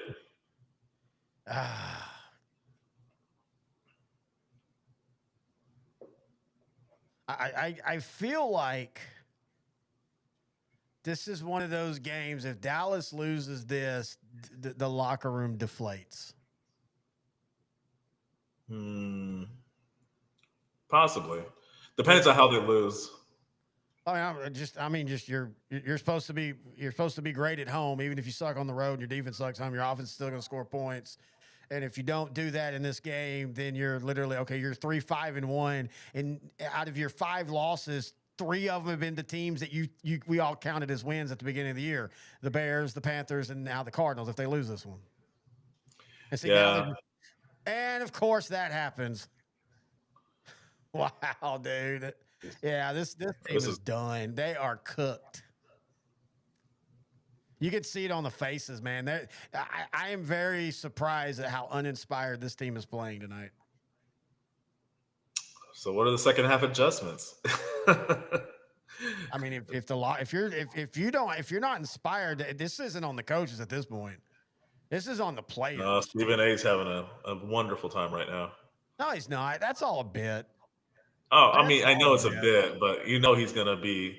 He's acting nice right now because he's sitting next to Jerry Jones. But as a Giant fan, I know he's enjoying this. It's funny. A lot of people think he's an Eagle fan because of all the Cowboy crap, but he is, as you said, a Giants fan. Yeah. Because that's what we're talking about. Because it's a bit. Him and Jerry are friends. He goes anytime that they've done Monday night. Stephen A. Smith usually sits in the booth in Jerry Jones's suite. It's all a bit. If you ever listen to him, he talks about it's a bit. That's why I'm not a big, as someone who's in the sports talk business, I don't like it because it's all bits. People don't just talk sports. They've got to have personas and they've got to have personalities and it's like wrestling sports talk. I've got to be the guy that hates the Cowboys. I mean, that's why you see someone like Pat McAfee being very successful on ESPN but that's just where they went. That's where all those political news channels go. They're slanting further and further, and they're paying these personalities to be on air. They don't really care about objectivity. They want sensationalism. It draws people in. It's really the viewer's fault because viewers are watching more of Stephen A. because he says dramatic stuff. He acts crazy to get people to watch. I don't personally like it like you. To your point, like you and I both view it the same way, but money is money, ratings is ratings. If they're drawing people to the product, all that matters. Oh, yeah. And for all the people that bitch about, ESPN used to do this. Well, first off, I know we all loved Sports Center back then, but first off, part A, not as many people watched Sports Center back then at 11 a.m. on a random Tuesday as we all think. As someone who at the time was in the RTV business and was real big in the ratings and stuff, there were multiple days where I'm just using 11 a.m. Sports Center, which was basically just a repeat of the night. That's all they would do is would get like 75,000 watchers in real time. But also, we don't need Sports Center for our stuff. We go to ESPN, we go to YouTube, we go to wherever we need to get our stuff. We're not. I am not going to sit and watch an hour sports show when I can find all the information I want in 5 minutes. Second of all, as you said, it's not ESPN's fault that people watch this. They're going to put up what people watch. It's the same thing with the people that bitch about MTV. Well, MTV stopped showing music videos because people stopped watching music videos. What do you expect them to do? Just keep showing stuff that people don't watch? That's why MTV basically is going online for now. They're basically becoming a streaming only now. Yeah, it's supply. It's simple economics, man. It's money, power, supply, demand. If the viewers want it, the viewers want it. That's plain and simple. You want to know why it's news and sports are going this route? Look in the mirror. Yep. That's the reason. All right, so this is a huge. If Dallas has, I'm not gonna say any hope because again they do have a great offense and Cardinals offense to struggle or defense to struggle in the fourth. But see, it's that right there. Anytime Dallas's defense even does anything good, they immediately give it back. Yeah, that's true. I guess that's the most frustrating thing is you can't even have good things with this team because they're going to immediately, like that's a perfectly fine drawback. How are you missing that tackle? Ask the Bengals defense how they missed that tackle on Colson Loveland. They're just going to drive right down. They could get a field goal, but I'm thinking they're going to go up 17-0 the way they're just moving the ball down the field. Even there, Arizona was in control. McBride just fell. Yeah, Mario brings up a good point in the chat. If you want Stephen A to go away, stop talking about him. Yeah, and I say this to people all the time when they're bitching about something on Facebook. Don't comment. If you don't like something, don't comment because, I mean, and look, we're the same way on our show. We do these, our shorts and reels, Hall of Fame, Hall of Not. Any comment's a good comment for us. It drives our numbers. It drives us into the algorithm. So if you don't like what we say, hey, Jadeveon. But how long can we celebrate this one sack? No, there's about to be a 47-yard gain. Yeah, exactly. But I'm not even ahead of you. I'm just calling it now. But if you don't like what we say, don't comment on our stuff because if you comment that you don't like it, Facebook doesn't know what that means. That's just a comment. Hey, these people are commenting on their stuff. We need to show their stuff to more people.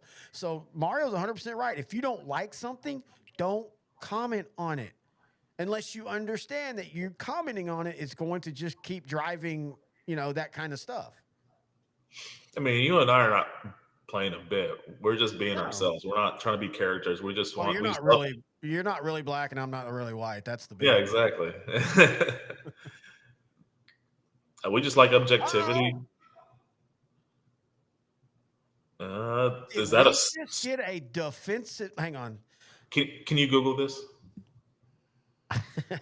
Hey Alexa, what's a defensive stop? Mario said that Alexa asked him earlier, like, do you need to know more about football? Yeah.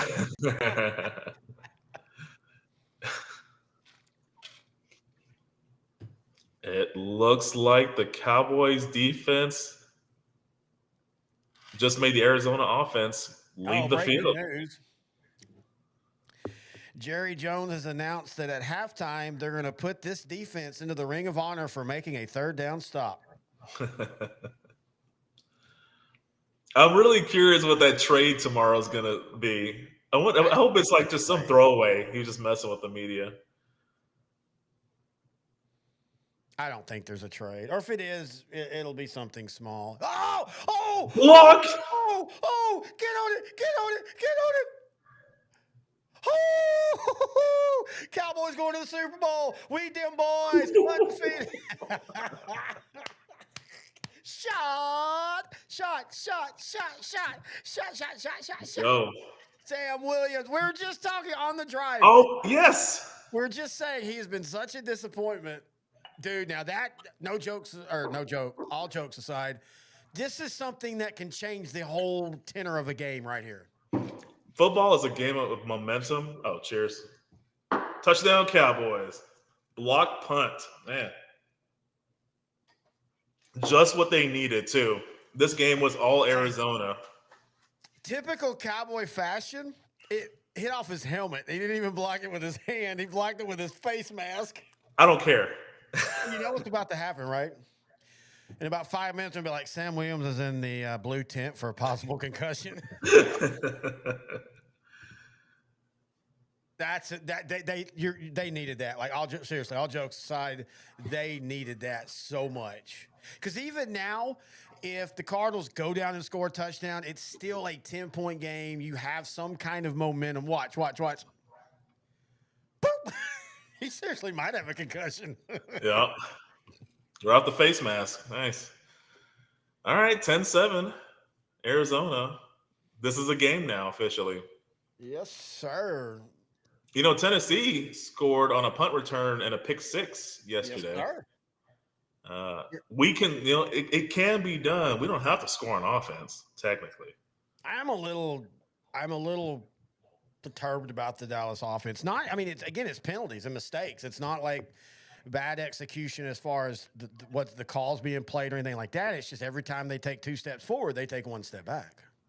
Yeah, it's just not a good showing right now. It's something I think they can get it fixed in the second half, but I'm just not sure if it will happen, or this is just going to be for this one game where the Cowboys at home are just struggling to move the ball on offense every play.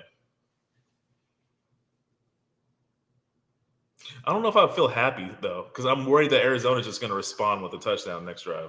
Well, again, even if they do, it's back to a 10-point game. You got to stay. Look, I know what the Broncos did against the Giants. Holy crap. I know what Cincinnati and Chicago. But rule of thumb is with a good offense, especially at home, stay within 10 to 14 going into the fourth quarter. Give yourself a shot. A shotty. A shotty. A shotgun. What the hang? Golly, the Christmas commercials already. And by the way, I'm not one of those that goes, let's do Thanksgiving first. All Thanksgiving is food and football. I do believe that November 1st through January 1st is all one encompassing event. I consider all one big, the same holiday.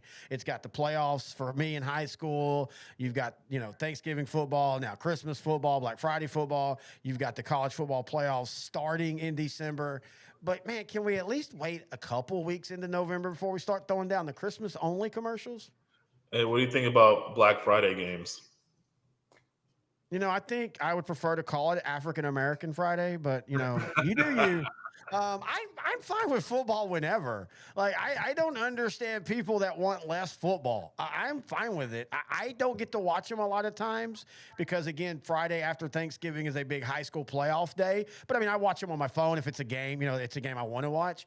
Dude, I want Christmas football. I want Christmas Eve football. I want Black Friday, Thanksgiving football, Halloween football. I just want football. Yeah, for the first time this year, the Cowboys will be playing on Christmas. Well, and recently, I think they played on Christmas before. I think, but yeah, they lost to.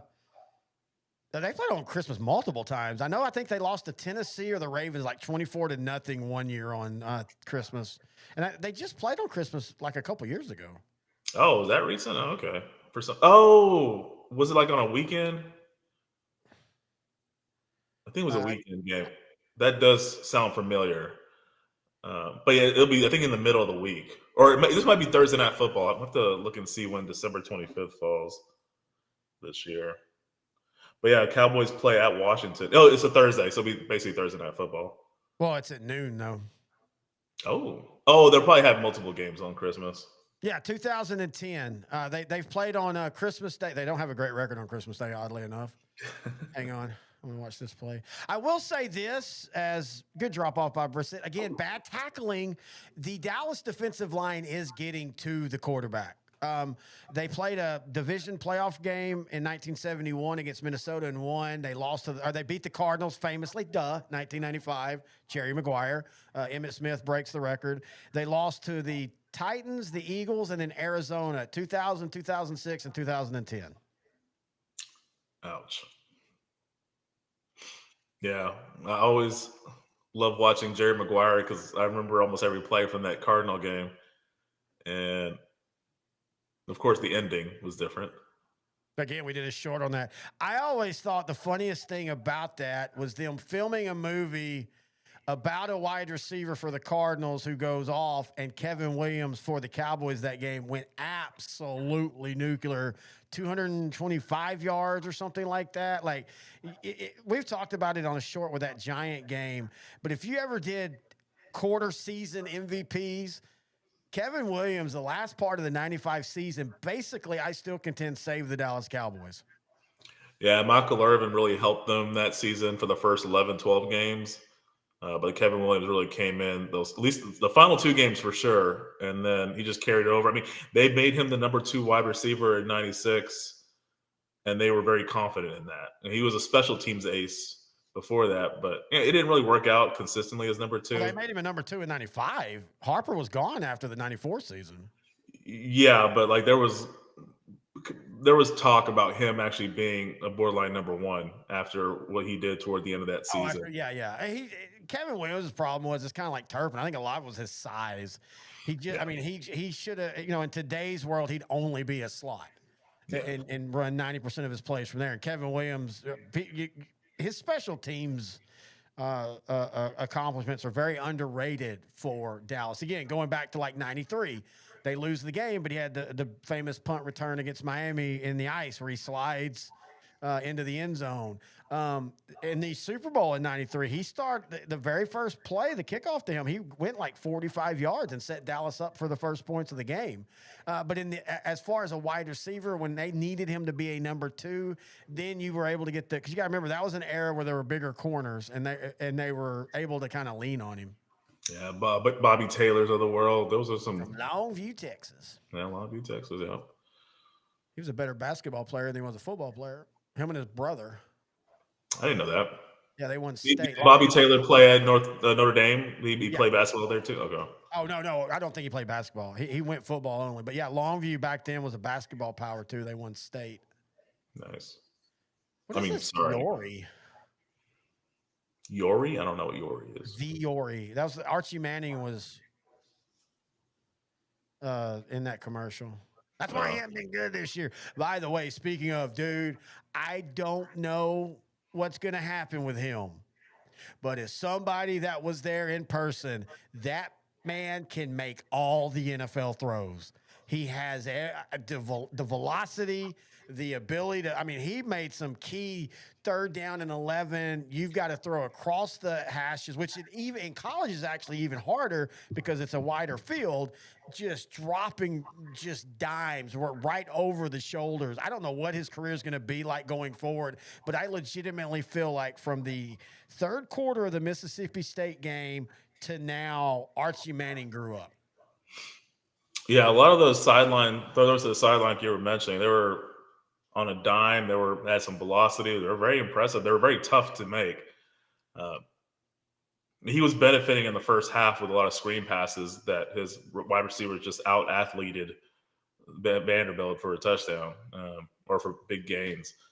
But yeah, I mean, he has the size, he has the arm. He always had it. It's just he wasn't performing really for the whole season. The last 5 quarters of his college career have been outstanding. But let's see what happens against Georgia and against A&M. I'm more worried about A&M. I mean, I'm worried about both of them. Don't get me wrong, but Georgia is not. I mean, Georgia to me is kind of on Texas's level. When they play at their best, they're still Georgia, but they have been so inconsistent. Mario said he got SEC Player of the Week. Well deserved. There was a couple stats that blew my mind. This was the first time since 2018, which I'm guessing is Sam Ellinger, that Texas back-to-back weeks had a quarterback throw for over 330 yards and 3 touchdowns. And then it was the first time in like 36 years that Texas had more than 8 guys catch the ball.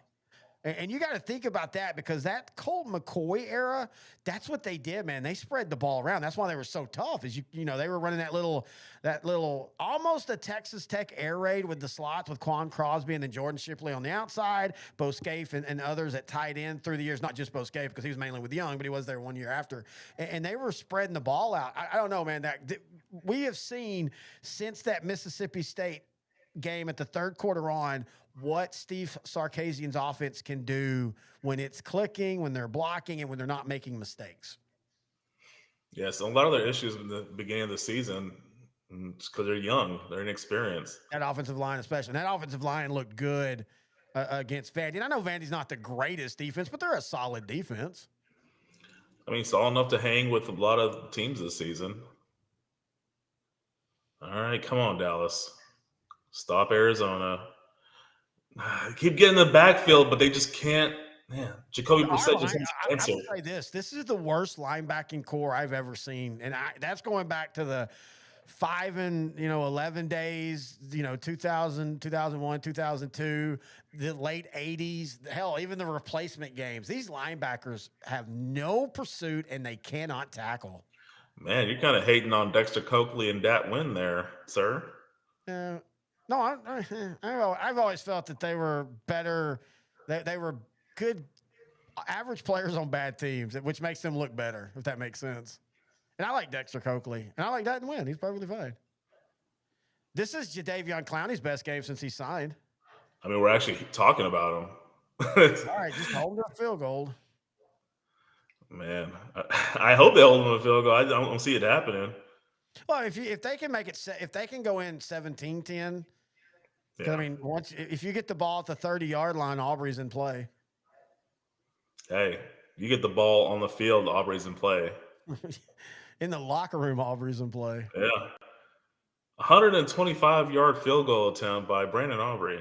I love this, and I would show the meme, but people, we're in a weird gun violence. But there's a meme, and it says how kickers warm up, and it's a typical kicker kicking into the net. And then it showed Aubrey, and where his leg is a sniper rifle, and he's loading it up in a. Yeah, that won't. I mean, it's funny. I don't mean to hurt. I don't want to offend any Charlie Kirk people. It's got nothing to do with him. I just want to make sure. Yeah. I don't know if you heard about that. There's a funny serial killer math shirt that has it's a white shirt with blood splattered and it says "problem solved." And it's been around for a few years, like multiple years. Yeah. And a school math department did that as Halloween shirts, and some Republican group came out about how is this because of Charlie Kirk, and the dude's like, we've been doing this for years now, Yeah. Again, you get a good play, and then your defense immediately gives up 9 yards. If I'm Carolina on 3rd and 1, unless there's a sack or a big penalty that's a loss of downs, I'm going for it on 4th down. You might as well. You've lost, 4 or 5 games in a row. Why aren't you calling a timeout if you're the Cowboys? Yeah. Arizona's, like I said, it's momentum, a flow on offense. Arizona is in that flow. Stopping them with a timeout would be a good idea. Well, I mean, also just to have time when you get the ball back. Dude, that is so easy. Yeah. See, this is where things like, I mostly like what Brian Schottenheimer's doing, but you are down 10-7. Your defense is terrible. You're going to give up points. You're getting shut out on offense. Yeah, call timeouts to get the ball back. Don't let them run out the clock and put points on the board. That's just bad time. This is the first time this year that I remember overtly that this, in my opinion, is really bad time management by Schottenheimer and the coaching staff. Yeah, that's a good point. I can't think of another time. I mean, because they've just either gotten blown out like Chicago and Denver. But yeah, even the Packer game, I don't think it had a time management issue with them. Because if I'm the Cardinals, I'm running the ball. Well, they did call one time. Okay, so now they call a timeout. Now it's kind of pointless, dude. Damn. Yeah. Come on, guys. The Cowboys have 1 timeout left in the first half. 54 seconds left? Yeah. I still think Arizona scores. I mean, they're at the 2-yard.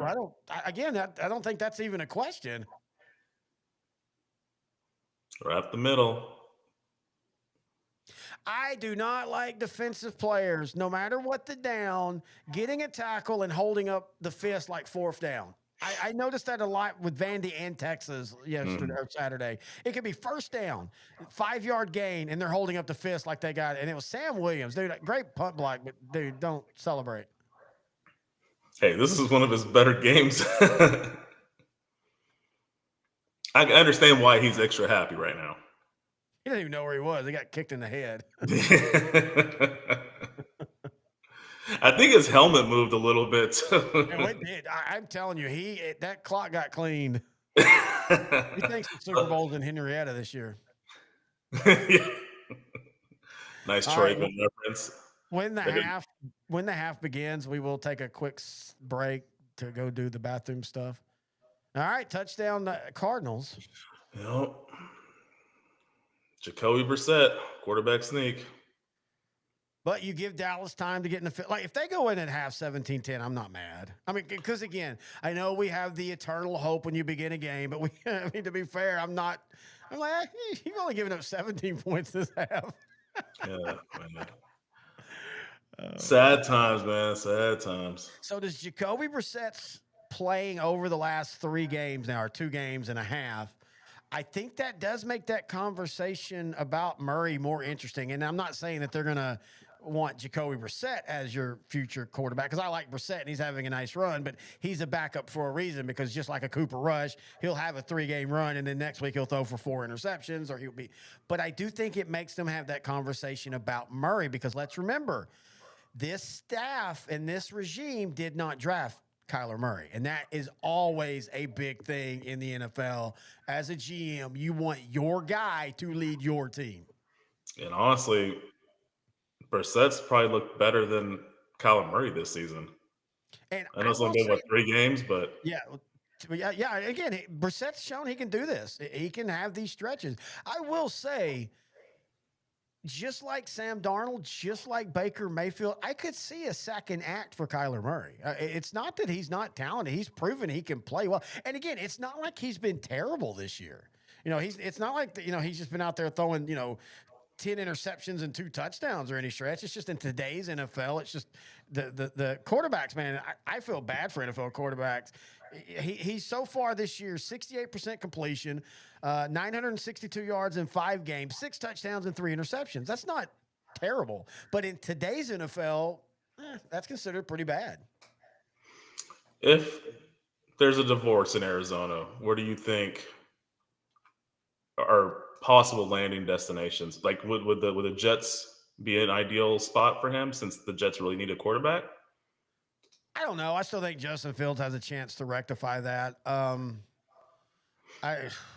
Jets, I'm Cleveland. trying to go through like all 32 teams, like the Browns. They might need a quarterback. Well, the Browns will. I Steelers. think I think Steelers. Well, I mean, unless Aaron Rodgers retired, Steelers have already officially announced that they want Aaron Rodgers back next year, and so that just if he wants to or not. And now a lot of Steeler fans were not happy when Aaron Rodgers got signed, but I mean, so far they've been playing pretty solidly. Hey, they beat the Colts yesterday, and he looked good. Aaron Rodgers last year wasn't as bad as people think he was. The team was bad. His stats were perfectly fine. Honestly, I think Murray will probably have to go the backup route for a year or 2. Maybe Minnesota if JJ doesn't work. Maybe the Raiders if they decide to cut ties with Geno. Yeah. Well, that would be a good spot. I mean, I'm just looking at teams that actually do need a quarterback right now. I got an underdog one just in case it doesn't work out.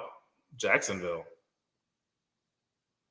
Possibly. I think he likes more of the true set in the pocket quarterback. I know he had Baker, and Baker moves around, but Baker doesn't run. He's a scrambler, but he's not a runner per se. I don't know if that would work for him. Mm-hmm. Minnesota? I think they're okay with JJ McCarthy though. Well, I mean, I don't think they are, but they're not gonna make a move after this year unless JJ just completely flames out. They drafted him. He's getting at least 2 years, if not more. Like New I said, Orleans? maybe. I don't know. That's a good one. That's a real good one. I know it feels like they're starting slow basically because they're just trying to tank, and there's not really a great quarterback in the draft that you go, okay, that's the guy that's going to change everything. There's some quarterbacks that could be really good starters, but I don't think there's any generational talent. And here we go, Turpin. Special There we teams has go. been the best part of the Cowboys today. Great point. And it's funny though, but until that return, Turpin, it looked like he was maybe still banged up. Remember, he hurt his neck a couple of weeks ago, and there's been a couple of times where it doesn't look like he has that cutback. And if you have a stiff neck, it's really hard to wiggle the body. But hey, this is what I was talking about, dude. Get a field goal, get some positivity going. Hell, maybe get a touchdown. But you've got plenty of time. You've got no timeouts. But I mean, you work the Cowboys when they're playing well, work the 2-minute offense better than most teams in the league. That's one of their strengths, in my opinion. Remember, I was telling you that the Longhorns should probably just run the 2-minute offense Yeah. the entire game, just because Arch seemed to play better in the 2-minute offense. Oh, Dak's hobbling. Yeah, I think he just got knocked on his ass.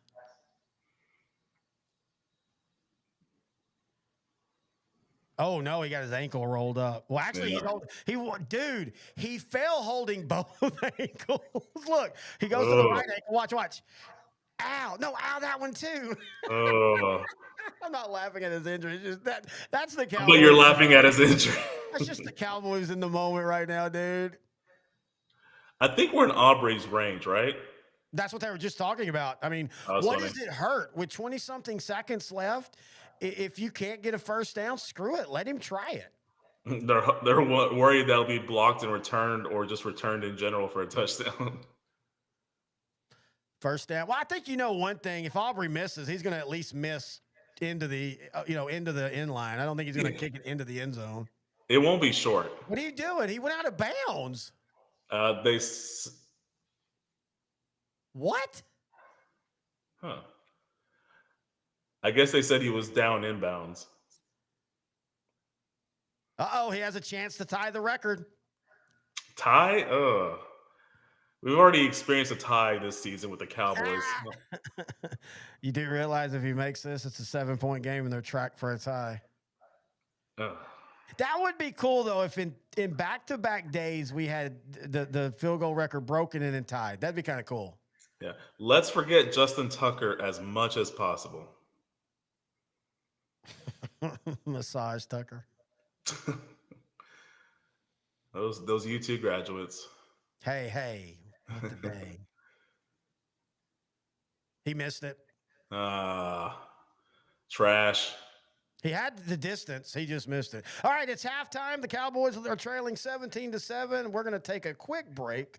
Just a chance to go refresh the drinks and drain the main vein, as somebody once famously said. I'm going to put the timer on, but we're going to be back in less than 10 minutes.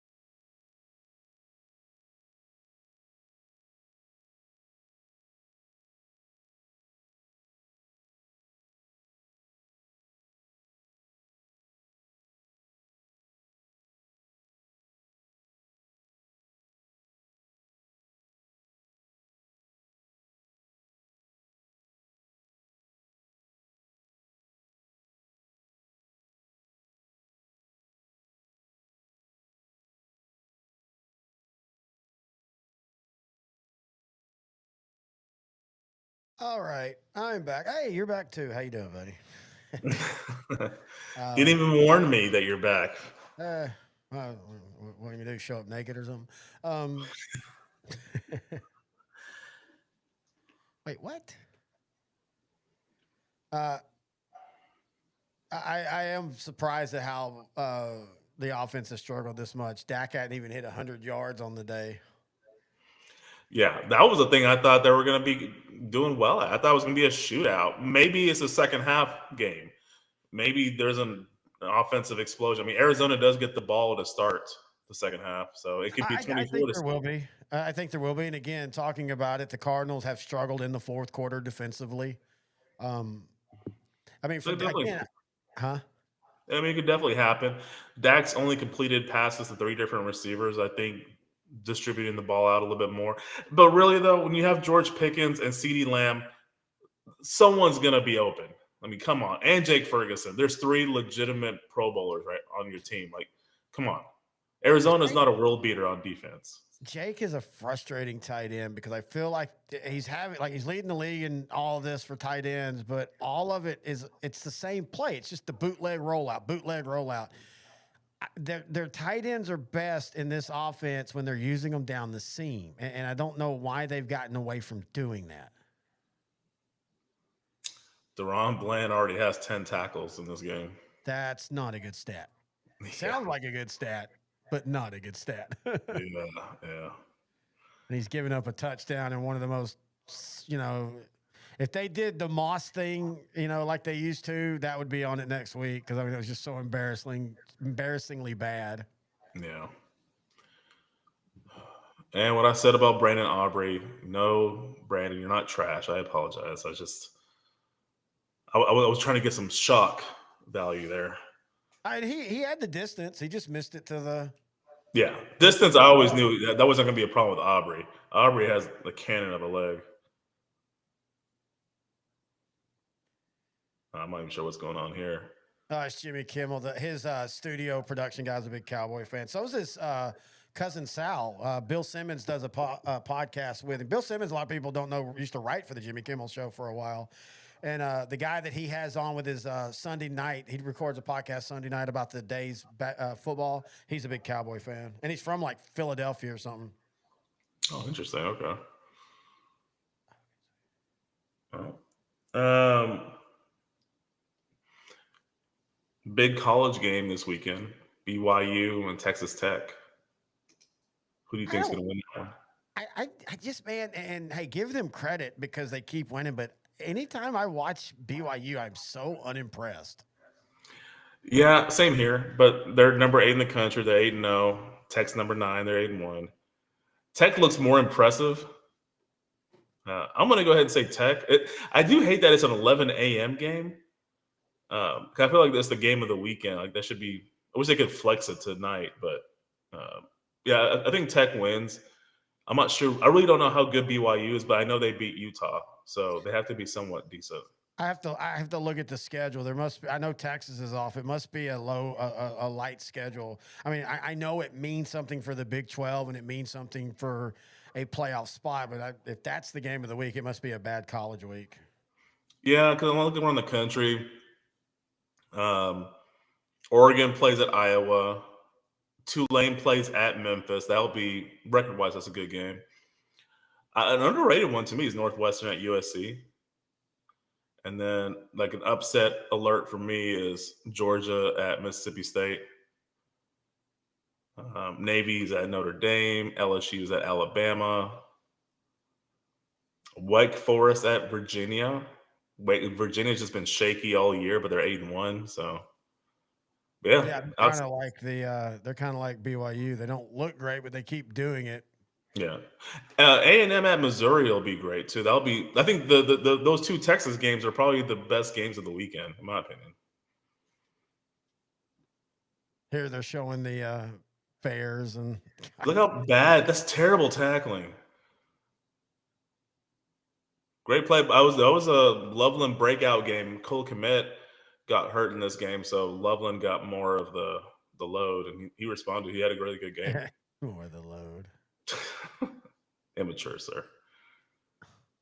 Beautiful uniform game, Giants and 49ers.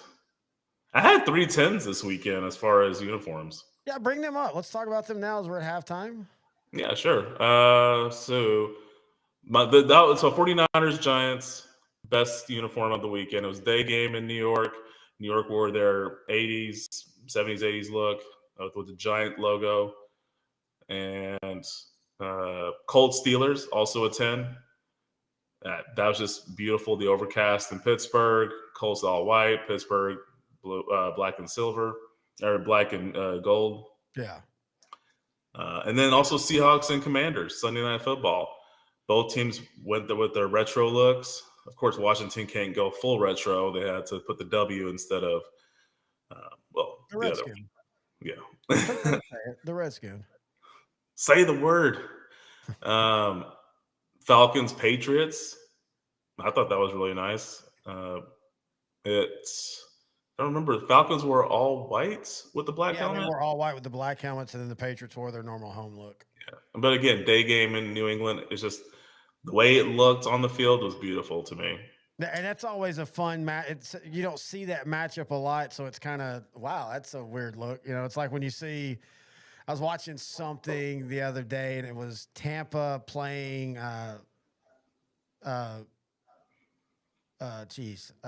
Denver in Denver, like in the 80s, and it was like sleeting, and it just looked weird to see Tampa and Denver on the field together. Oh yeah. Chiefs Bills, I give it a 7. Classic looks. Can't really go wrong. They match up well, and I always love it. Bills are always going to beat them in the regular season, and they're going to lose to them in the postseason. Yeah, it's so funny. And you have to write these articles. Look, it's the same thing in high school when you have two teams, one of them's really good and the other one has a good record, but they're just no way as good as the other team. But you have to write the articles like it's going to be a close game, even though you know it's not. All these people this month, the Bills have figured out Kansas City. The Bills have beaten Mahomes like 4 straight times in the regular season. That's not the issue. It's beating them or even getting to them in the playoffs. Yeah, and Buffalo's had that problem, and it's not like they're getting whooped in the playoffs. They've had some all-time great games in the playoffs, and then like last year, they just barely lose. They're getting close. They're almost there, but they need something. They've lost in Kansas City and they've lost in Buffalo, so I think time will fix that. I think at some point Kansas City will lose to a Baltimore, to a Buffalo in the playoffs. It's just right now Kansas City just has their number. Packers with the old school look, very, very old. Leather helmets. I liked it. I like the color scheme. And I typically would not like it, but I did like it. You normally don't like that color scheme? I typically have not in their past when they go if they divert away from their traditional. Oh, okay. I uniform. mean, in general, I like that color scheme. You don't see a lot of blue and bronze. You see blue and gold, blue and yellow. Bronze is usually like, well, I don't even really know if you think about it, a bronze team or a team that, the Buccaneers, when they first did, they did the pewter, and then there was a while where they kind of went away from the pewter and they were almost bronze, but they really weren't. But I thought the color scheme, I don't care about the leather looking helmet, sure, whatever, but I just meant the color scheme. I would love to see a team, whether college or pro, use that as their main color scheme. You almost feel like one of those MAC conference teams have done that before. And they might, there might be one off the top of the head. I'm saying off the top of the head, I can't think of one of them. I can't think of one either. Yeah, not one of them. Oh, the Rams. If the Rams went with a blue bronze Ram, that would be noise. Take the whole Packer uniform, change the helmet to a blue and bronze Ram like the one up here, but that would be a great look. That would be a great look. Mario with going back to college, BYU is boring. They are. They don't do anything great. They don't do anything terrible. It's not like the old school BYU back when they throw for 400 yards a game and everything, and they don't do anything unique. They're a good, solid football team. Mario like this. One of my favorite uniform games of the weekend was the Chargers and Titans. Chargers typically don't mess up their looks. They always look good, in my opinion. I think your opinion as well. But I've always criticized the Titan uniforms. but they have some good color schemes. They just typically don't display it on the field. But I thought on Sunday they actually looked pretty good. No, I don't disagree with you at all there. Let's see, who else did I All like? right, so what happens in the second half? Depends what happens at the opening kickoff. If Arizona just drives down and scores a touchdown and go up 24-7, then it's all she wrote. Dallas will have a couple of maybe decent drives, but I just think Arizona will win the game. Um, I'm hoping for a 3-and-out or just hold them to a field goal, but I ideally would think 3-and-out. even if they score 24, I think the offense can still score points. I think this has just been it's been a bad first half. It's going to happen. I mean, this happens in even when But they've we're been. banking on Arizona not playing 4 full quarters. Well, no, And I think Dallas's offense is good enough that the other team can be playing good. What Dallas again? Look at this: the fifth game they've been trailing by double digits this season. That's just, and they're not 0-5 in those. They've won one and tied one. Again, that's the offense right there. I'm not worried about the offense. It's the defense past just the first drive. It's just the defense in the third and fourth quarter. Will Dallas offense have enough chances to get back into the game is the question. they'll have enough chances. It's just whether they're going to execute or not. They have the Really, dude? talent. You think Dallas's defense is going to give them enough chances? Fair point. Because I mean, if I'm the They, Cardinals, I'm sitting on the ball after the first drive. I'm going to attack like I have been all game, go up 24-7, and then just use the run game because Dallas hasn't been stopping the run. I mean, Dallas hasn't stopped shit tonight. yeah, they really haven't, but they have been getting some decent pressure on that right side of the offensive line. I really think they need to explore some added blitzing on that side, possibly. Mm-hmm. But that's really all I can tell. Unless they just change something different on defense, I try to do something on that right side. Does Troy Aikman always look swollen to you? Oh yeah, like he just came out of plastic surgery. Or just, I mean, I don't know what it is because I don't think he's had plastic surgery. If he is, dude, you got the worst plastic surgery in No, the world. there was a point in time where he was Benjamin Buttoning, where he was getting younger and younger. Because There I was? remember when he was, I remember when he was in the NFL. I thought he looked like an older dude, like maybe he was in his mid-20s. He looked like he was in his mid-40s. But as he got older, he started looking younger. But lately, there was a small phase where he looked like Jay-Z. Hey, we're going to have And times because when the he first drive play of the game, dude. how do Dallas? Come on, bro. I mean, yes, it is Dallas, but this is bland. Like, dude, you're supposed to be a lockdown corner. That Look guy at we this. just paid a Right lot off of his money to. face. That's terrible. Beautiful pass, though. We'll give Jacoby Brissett. That was a beautiful pass. Jeez. That's that is not how you open up the second half. I mean, you let them score early so you can get the ball back. I like that you try to spin that. All right. And These are your adjustments that the defense has made, by the way. I kind of missing the first half defense. The second half defense is garbage after 2 plays. All jokes aside, this should tell Jerry Jones, unless you're giving up some 6th and 7th round picks for a couple reclamation type players who either drafted high but they haven't been great but they still have the talent or something like that. One or two players, look, 3 or 4 players is not going to fix this defense. So don't trade any draft capital to improve this defense. I How's think that not a Jerry hold? I think Jerry won't do that. I think he realizes this team is needing more than just one player. I want to think that he thinks that. I mean, I didn't see it, but you're the one that said he came out today and said he is in fact trading for a player, right? Yeah, it'll be announced tomorrow. Just Oh, not so they sure have who. traded for a player. Yes. Oh, okay. Well, we'll see. I It don't know. was Why would it? Why does? I mean, why do you announce that if you're not announcing it till tomorrow? That makes no sense to me. First penalty against the Cardinals, and I'm going to say this: they have played better disciplined football than Dallas, but you and I have seen multiple plays where I mean, again, I go back to the Dante Fowler getting hurt and he literally got held and his face mask tugged. It sucks that Dallas gets penalties, but it's frustrating when you see the other team do the exact same thing and don't get anything called. Yeah. It was the unholy trifecta. He got face masked, he got held, and he got injured. Jeez. I mean, we're talking 4 plays with one of them being a penalty on the Cardinals. That was Arizona's best drive. I mean, how I just if I'm a Dallas defensive player, I don't say shit this week. I mean, you shouldn't all year, but especially this week. Don't give me the platitudes and the same thing with Schottenheimer. Shut up about it's all in house. Everything we need to do to fix it's right here. Well, then you're bad coaches. Resign.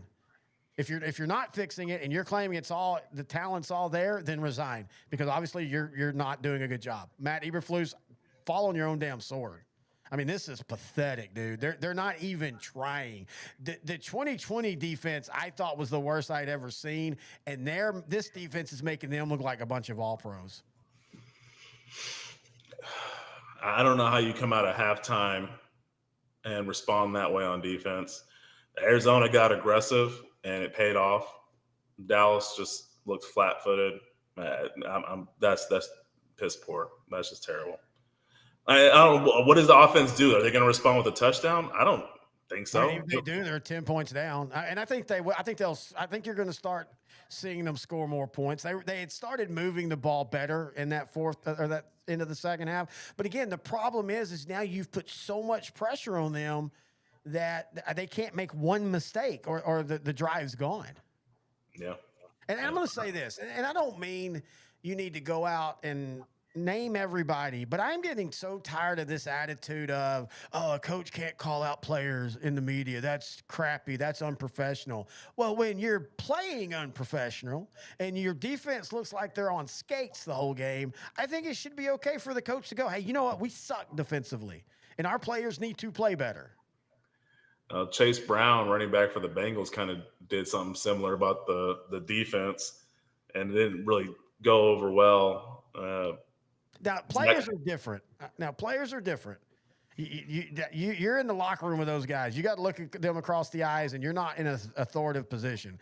A coach is in an authoritative position. They should be able to ream their – I mean, that's what Bill Parcells did very well, Jimmy. Look at all the great coaches that did that. They used the media to get their message to the players sometimes. Because sometimes it has the positive benefit of uniting a locker room together, and they ended up playing better. Or it just embarrasses a player and he plays better. But again, well, not that one. It's definitely not that one. Nope. Where does this go? Well, It always runs. to be fair, This is probably the best they're playing. This is just them. This is their talent level here. I don't think they're quitting. They seem to have effort. They are just bad. Whether it be scheme, whether it be player, whether it be both, whatever. This Dallas defense is absolutely trash. And that's not even a hot take. It's not, but I mean, like on that running play that got him into the red zone, the end got hooked, and you see a bunch of Cowboys just following. It's simple stuff that you shouldn't be getting hooked on a sweep. And Kevin, I was gone for a while. Did I miss anything? No. Mario, tell me this as a Tennessee fan. I thought Kenneth Murray was a solid linebacker. In fact, I thought when Dallas acquired him, I thought that was a really smart move. The same as like Eric Kendricks was for them a couple years ago. I have been absolutely surprised at how terrible Kenneth Murray is as a linebacker in the NFL. I mean, this season wasn't pretty good. You and I were both very happy when the Cowboys got Kenneth Murray. Thought that was a steal, but apparently that video I sent you where the guy was pointing out how not only was he misreading the play, he literally, I think it was against the Bears, abandoned the gap that the play was easily readable going to, and he jumped out of the gap and went to the other gap, and it made no sense. Yeah, it made no sense at all, man. Now, I'm going to say this for anybody that goes, man, you got to feel bad for Dak. You took $60 million, dude. This is part of the repercussions. And again, I am 100% for every player getting as much as they want to get, but you have to accept the ramifications if you max out your contract and what it does to the team's salary cap. Fair or not, that's how it works in the NFL with the salary cap. Now I'm seeing Kenneth Murray and Deron Bland not really doing much for the Cowboys, and I know Deron Bland commands a huge salary. Mario says it's strange. I was happy when they let him go, and now it seems like he's forgotten how to play. Yeah, but Bland's not got like a massive contract. It's a wealthy contract, but it's not a, oh my God, this is a terrible cap hit. And by the way, Bland, I think, is still, oh, he said, sorry, let him go. Yeah, see, I had a couple other Tennessee fans tell me the same thing. But Bland's a solid corner. He's just not a number one. Look, he got the benefit of Diggs on the other side when he had the picks and a great pass rush on the pick six record. And you saw it against Washington with a pick six. Same thing. Mariota got pressured. He threw a bad ball. But Bland's a good, solid number two corner. See, it's 2nd down and 10, and you feel desperate now as a Cowboy fan. Yeah, just one-on-one. Lamb didn't make the play. Again, you have what did I say earlier about tight end up the middle? Tight end up the middle. No, he says to his boyfriend on Friday nights. Wait a minute, I was in the room. I don't say that to you on Friday nights. I didn't say that. that was Friday. Great throw right there on that inside shoulder, forcing the linebacker who'd already turned his shoulders inside. It's hard for anybody to reverse that so quick. First play of over 20 yards tonight for this Cowboy offense. That leads the league in 20-yard plays. Oh, beautiful. Good job. Not broken play, but it started off bad. But Williams recovered. Hey, it'll be 24-10 after this. Not going to score a touchdown. No, actually, this Dallas offense has been way better in the red zone than they were last year. That was this offense's issue last year, was the red zone. They were great everywhere else, but man, inside the red zone, you just assumed it was going to be a field goal. Yeah, thank God for Aubrey. Speaking of kickers, Nick friggin' Folk is still kicking in the NFL, and he's not kicking in a friendly dome stadium or anything. That dude was a Cowboy back in 2007. Blows my mind, man. That dude, it just keeps kicking. He just turned. Oh yeah, he'll turn 41 on Wednesday. Dude, that is awesome. Dude, I always liked him as a Cowboy. His problem was his range, and it's still his problem. He's been the Jets' best player. He's been really good this season. And it's still his problem, but the Jets do a good job of, oh, man, Ferguson. I know that was a tough catch, but you got to make that catch, if that makes sense. No, I get it, because he had his hands on it, but it was a difficult catch. I'm okay with him missing that one. Jay Novacek catches that, I'm just saying. and Kevin is not helping. Another drop. Okay. After looking at the replay, I agree. That was a catchable ball. Yeah, it was a catchable. I mean, it was a high throw, but I mean, you got. He had both hands on it. Yeah, it was a catchable ball. Oh man, CeeDee Lamb just got CD blown up. Yeah, this reminds me a lot of the early parts of last year for the Cowboys, where they got it to CD, but it was always contested. Great throw, dude. People don't understand the nuances of Dak threw that ball a little behind because you have the front defender coming across to hit Lamb. And so if you put it in front, he catches it as he's getting hit with the ball in between. Here we go. Hang on. And see, I don't like how boring they are on first down in the red zone. And this has been, thank you, Kevin. Play action on first down right there. Roll Dak out. Run pass option.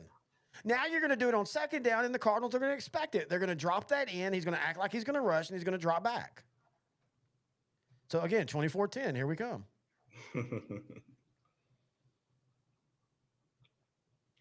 Kevin, have you been out drinking the coverage tonight? He's on a school night. Thinking so.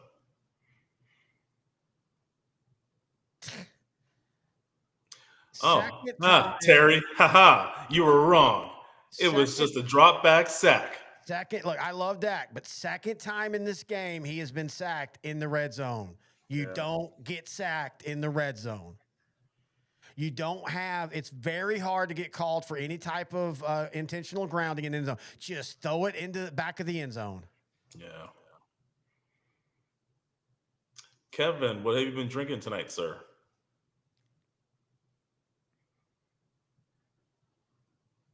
So now, again, you're going for a field goal. Yeah.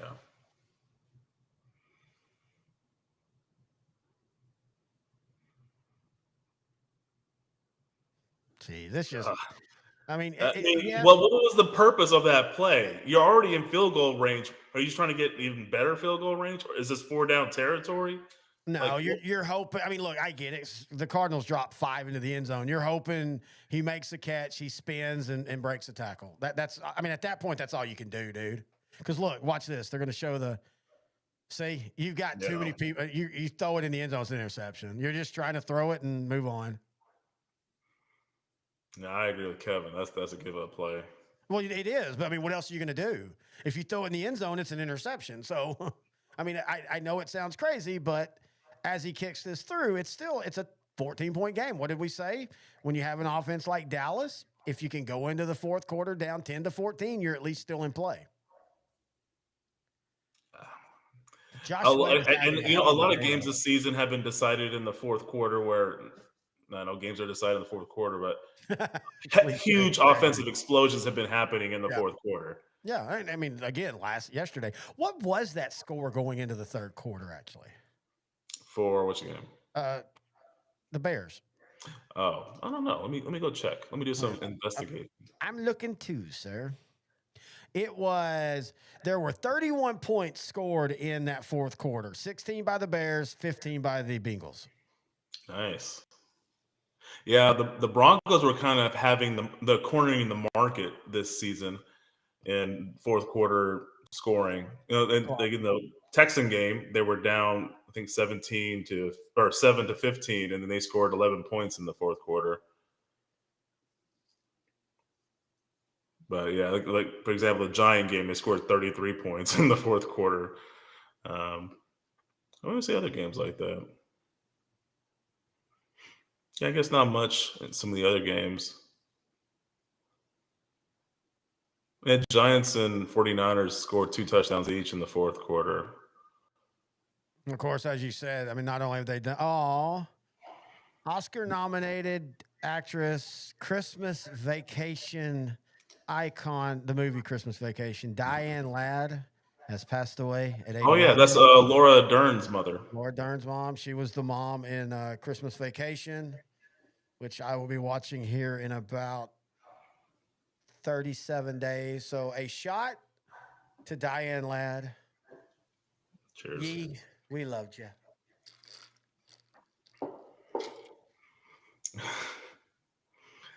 Yes, Kevin, I agree. Arizona's tackling way better than the Cowboys. Simple football. It's amazing how something that's as old as just tackling, coverage, it gets lost. And Kevin, the 1999 New Boston Lions tackled better than the Dallas Cowboys do right now. My dog tackles my cat better than the Dallas Cowboys tackle tonight. Hey, is Abby available? The Cowboys could use some help.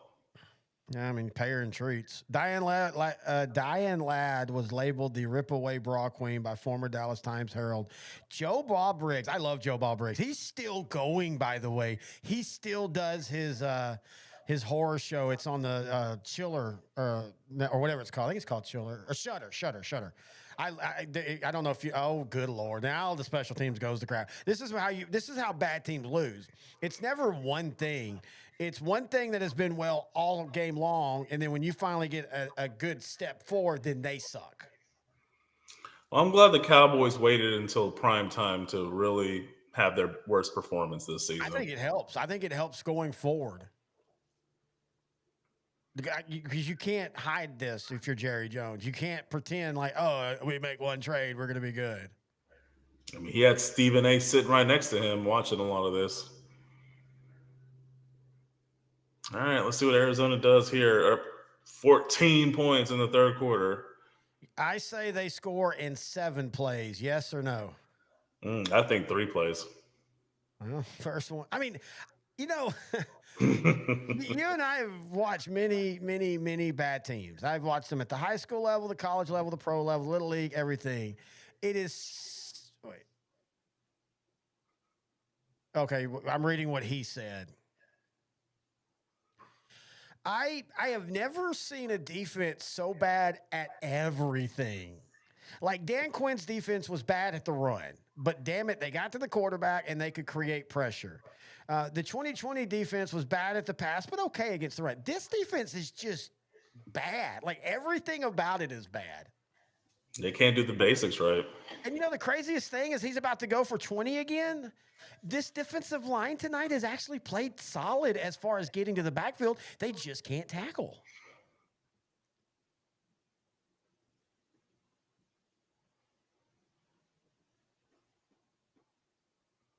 I mean, why does Brissett even need to be in the game? They can just hand it off to their running backs at this Went point. straight up wing T offense at this point. I told you that's what they were going to do, score a touchdown. I did not say they're going to sit on it because Dallas's offense is good enough to get back in this game. So what the Cardinals now need to do is say, we want to score, of course, but we want to score with the most time each drive that we can do.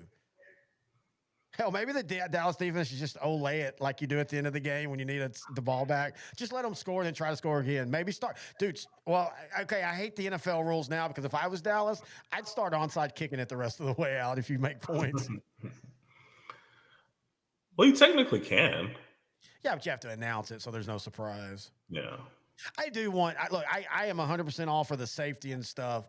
I think that rule needs to change or go to the 4th and 15 rule, which I think would be fun. The problem with the 4th and 15 rule is it's not like 4th and 15 in today's NFL is, that hard to get. Like I think you would have too many teams converting that.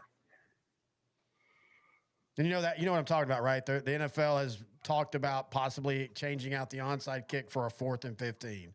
So if you want the ball back, you basically have to get a first down and 15 yards. Yeah. One play.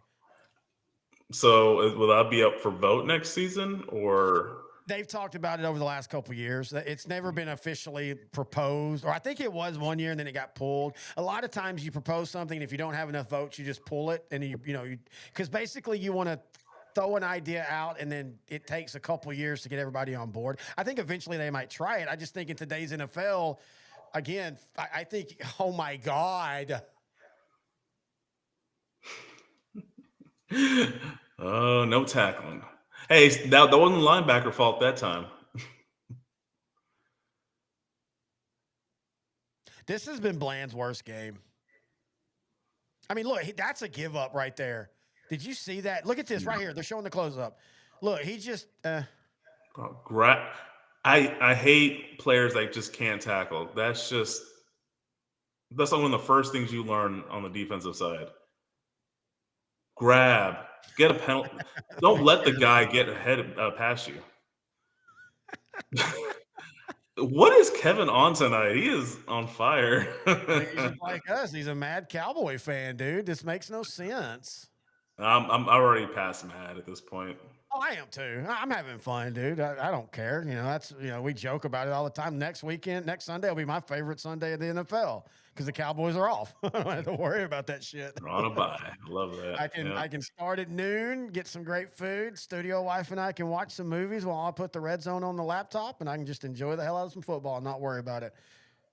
Hey, the fact that the Cowboys won't lose next weekend is, okay.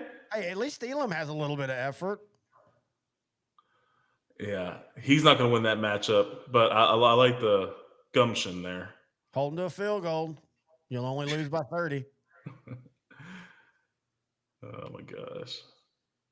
But it'd be freaking hilarious if Jerry Jones pulled off the most non-Jerry Jones thing, and tomorrow there's 9 new defenders as Dallas Cowboys. It's like Max Crosby and Jalen Ramsey. And then they'd still suck. And they would have given up all those picks just to get 72 picks just to go or I guess they can still go 8-1. I don't see it. The thing that's really frustrating about this, the most frustrating thing, and I called that. So we all talked about they needed to win up into November because after the bye, they're supposed to have this tough stretch. That stretch ain't as tough now. Like it's nowhere near what everybody thought it was. Minnesota and the Chargers are beatable. Washington's beatable. Yeah, that's 3 games that I thought we might lose. That Oh, okay, that's a crappy flag right there. I mean, we're just speeding up the touchdown, and I think they might score in 7 plays, like you were saying earlier. That's a crappy call if they call that. That's a crappy call. Okay, good call. So Oh, so I yeah, didn't. we So were what all talking happened? about huh? Did they wave off the flag or? Oh yeah, they waved it off.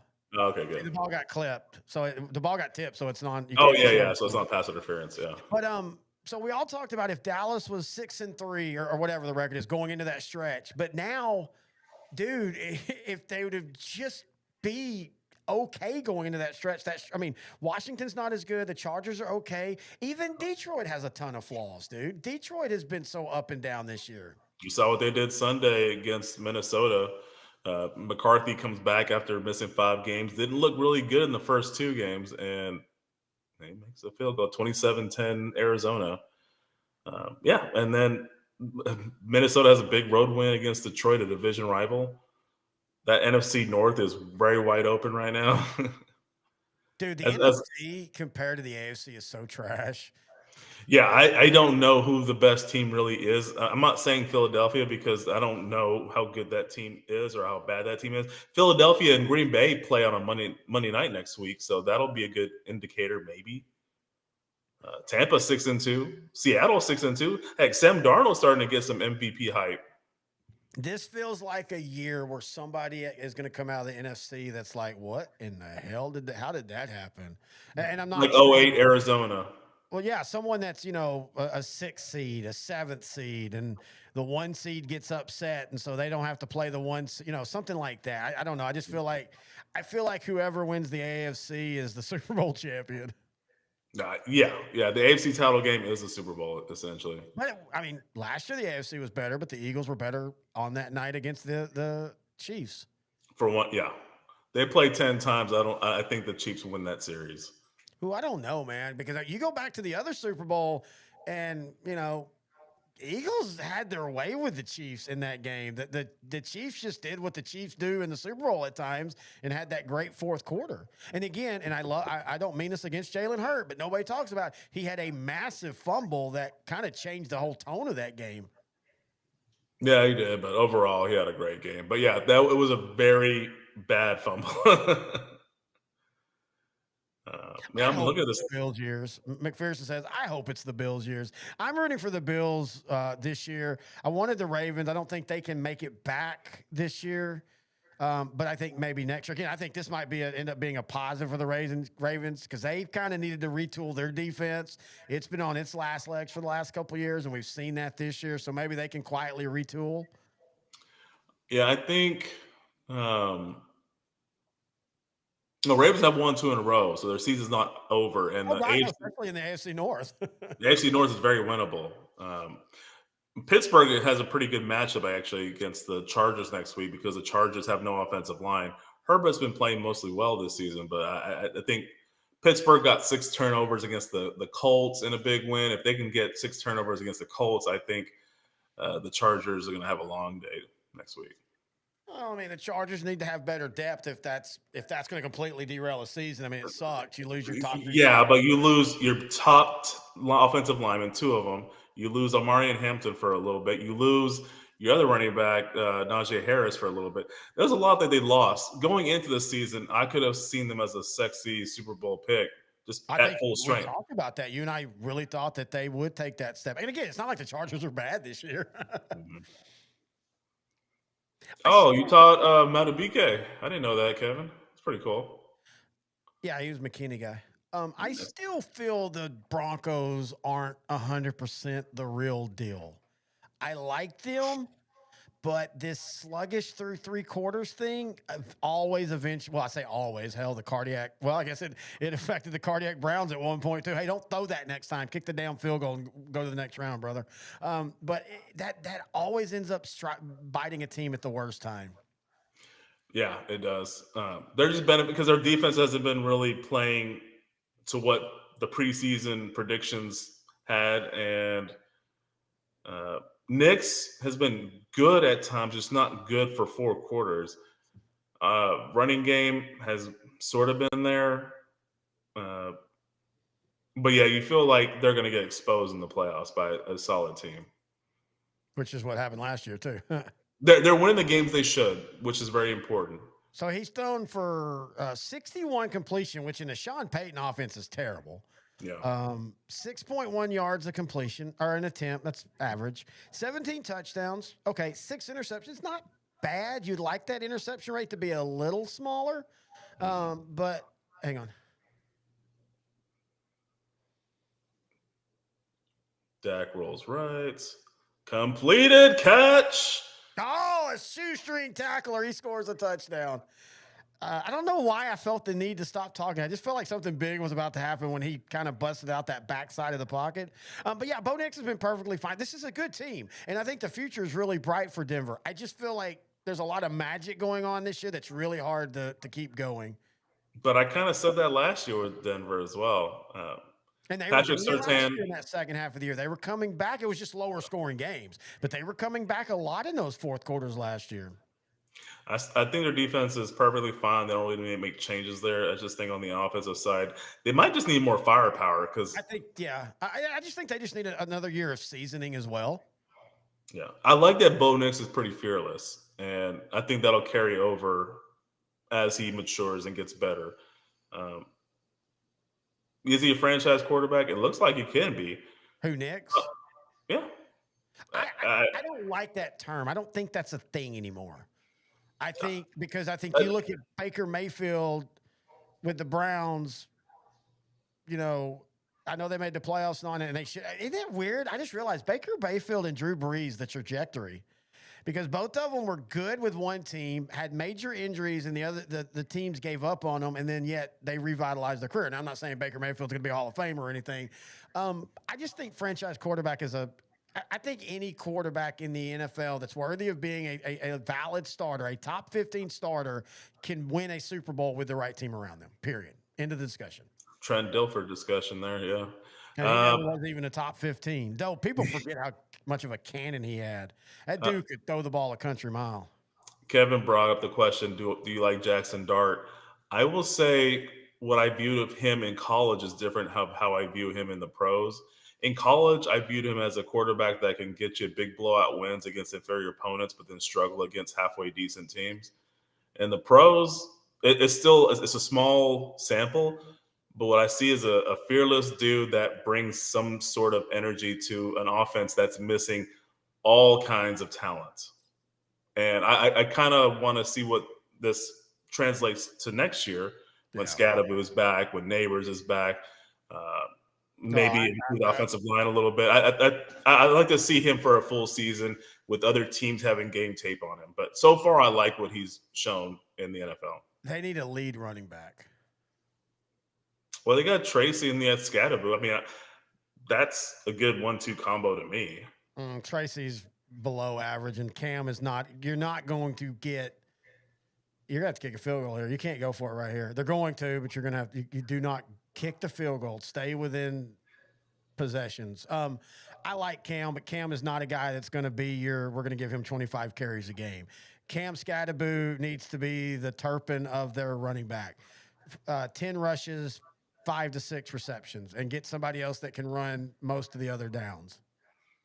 He might not be a 20-plus carry running back, but I like what he did in his senior year at Arizona State. He got in better shape. He took some good advice and had a big year. It translated into getting drafted in the NFL. I think he's a hard worker. He seems to have a good attitude. He seems to play football. He's a guy you want on your team.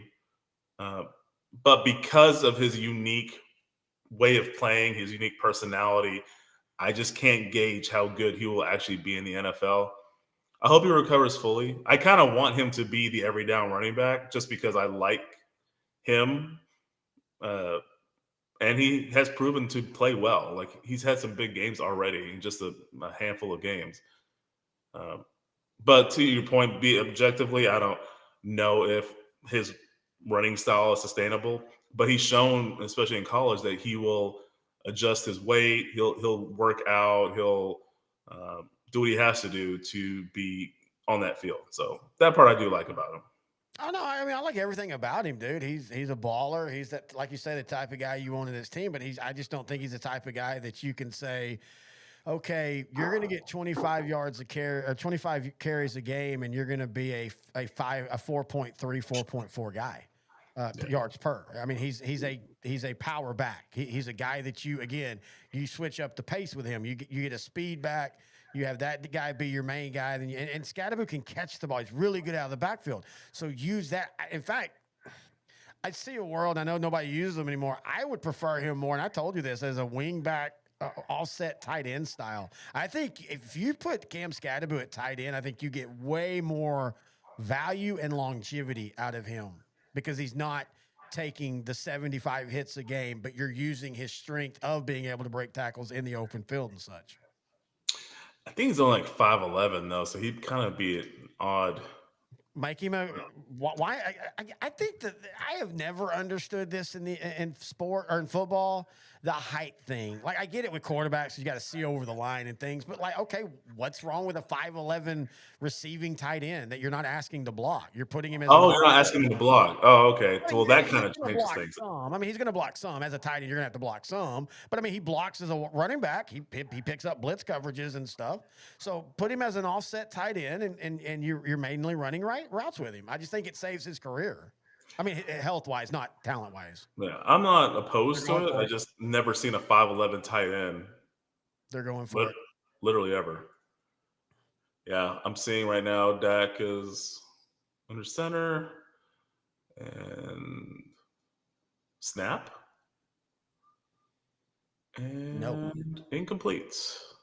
I knew that was incomplete as soon as it left his hand. I did too because he had to throw off his shoulder. Sweat's dominating them. Yeah, this probably has been Sweat's having his his best best game of the game. season. Yeah, like just apps, dude. This again, I'm glad this is happening.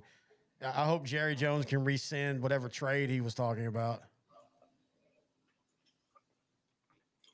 I love CD Lamb, and I know he's 6'1", but that's where you want the. Why are you not throwing that route to George Pickens, where he can body the guy?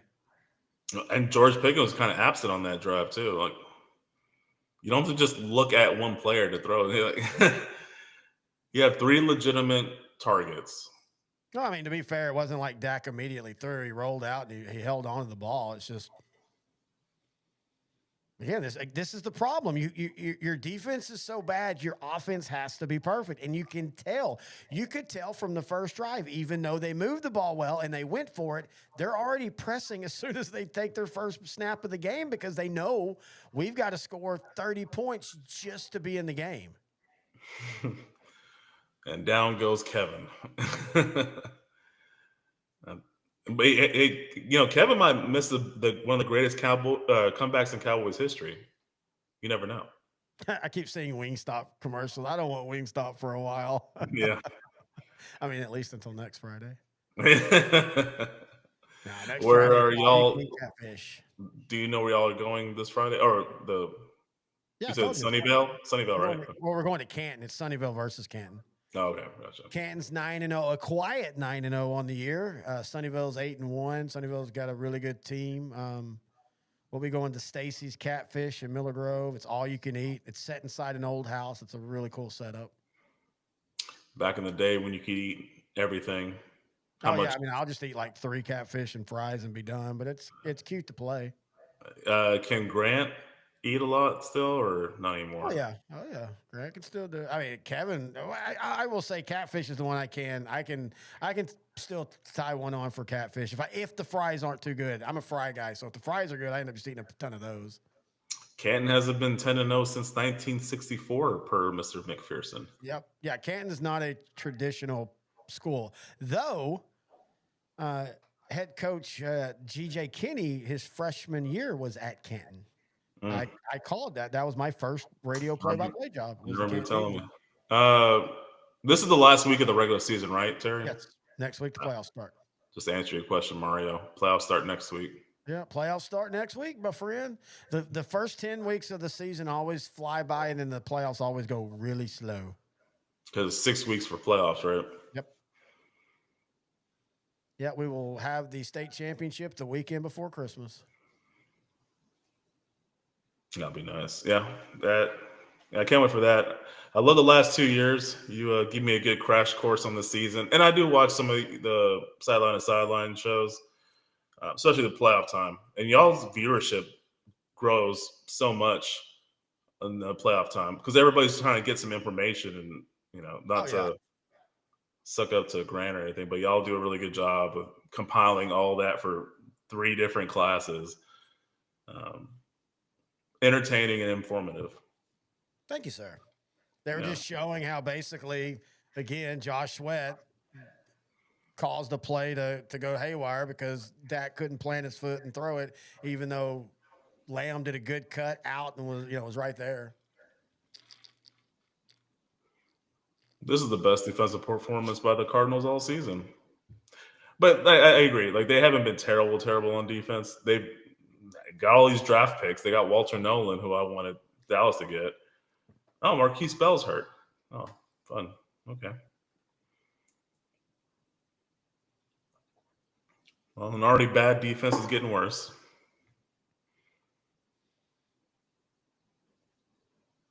Hal Bell's the only one's been giving at least some effort. And Jadeveon Clowney's had a good game. He has, yeah. Clowney's had a good game. Bland statistically has had a good game just because he has so many tackles. For corners, tackles don't matter to me. And it's actually pretty bad if a cornerback's your leading tackler. Wow. Good stop. Murray made a play. He'll want an extension now. Yeah. He has been the one that again, we talked about it earlier. I really thought that was like a Stephon Gilmore underrated trade when they got him. I thought that was the big quiet acquisition of the entire offseason. Here we go. Look at the point margin for the Cardinals.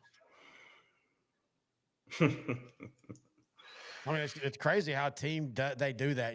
There's never a rhyme or reason why a team will be great for 3 quarters and then suck, or why a team will struggle for 3 quarters and then be great. And here comes Clowney and here we go, boys. I am not having hope. I just want to point out, and I'm not saying they were bad decisions at all. I'm very aggressive. But if you take the points with the first drive and you take the points with the last drive and you take the facts, and there you have – I'm sorry, going into a song from the 80s. The facts alive. It's 27 to 15 right now. I'm just making that point. Okay. Well, no, I mean, I'm being serious. Like, I'm not saying that they were bad decisions, but, as much as I love going for it on 4th down. It just doesn't work that way, though. You know that. What do you mean it doesn't work that way? Like, if you go for it or you don't go for it, that alters the course of history. So to speak. I know you're right, but I mean, possibly it might not change it that much. They still, I don't think the Cardinals score less because they kick 2 field goals. I think Sam Williams forced a hold.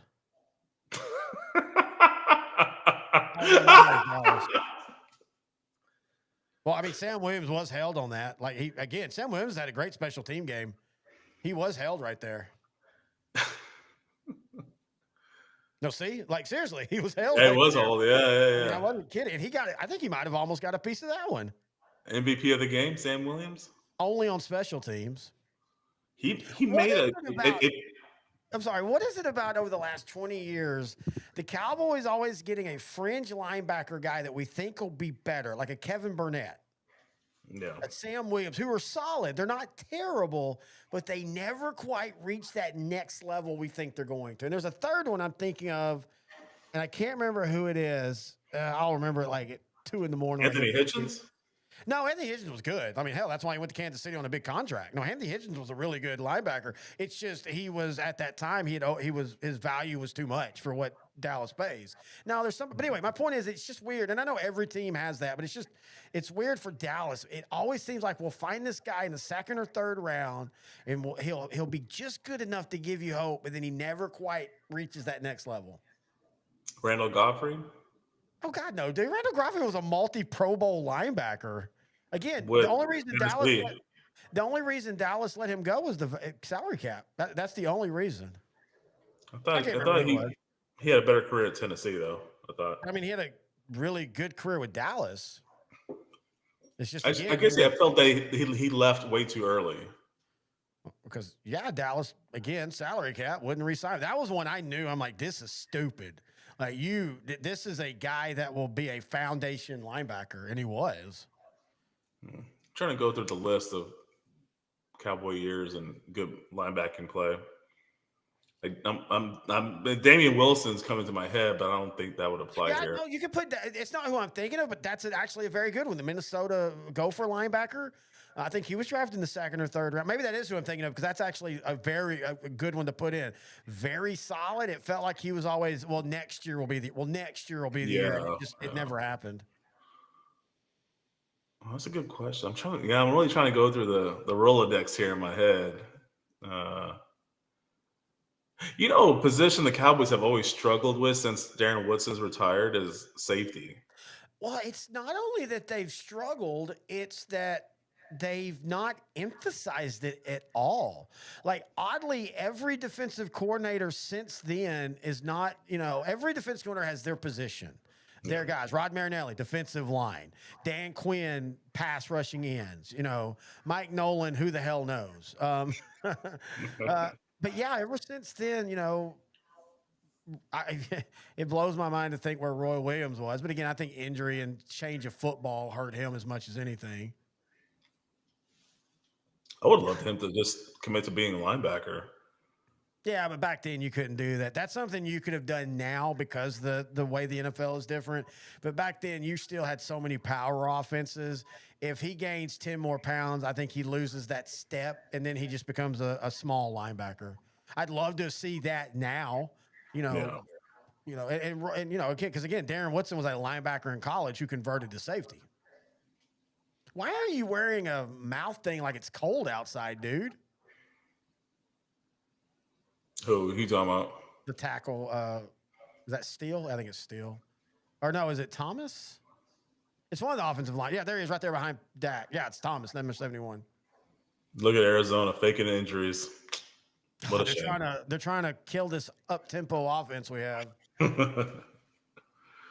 The frustrating thing is, and tomorrow, all the memes, Dak Prescott only scores 10 points. Dak Prescott, what happened to Dak Prescott? It's like, God, I hate the internet. The quarterback's the easy position to blame because it's just people that don't have to spend much time researching and really thinking about it, or really not that big of a fan, or just trolls that love to crap on the Dallas Cowboys. It's just I tune that out. It means like I know what the issue is with the Cowboys. It's a joke I've been saying this whole show. Oh yeah, Bruce Carter had blazing speed. I thought he was gonna be great, and then he left and went to Tampa and really didn't do anything. Oh no, North Carolina. It was Kevin Burnett at Tennessee, Bruce Carter from North Carolina, Sam Williams from Mississippi, Damian Wilson from Minnesota. Just these guys that just almost were there. Almost were there. Yeah. We're going to have to do a show or maybe a short about the fascinating season that was the 2014 Rolando McClain Cowboy year. Yeah. 2014, he was defensive MVP. He really had there's a legitimate shot at him actually being in the top 10, the actual MVP voting. I think he was. He was that crucial to the Cowboys defense, and that defense wasn't that good, but he was such a difference maker.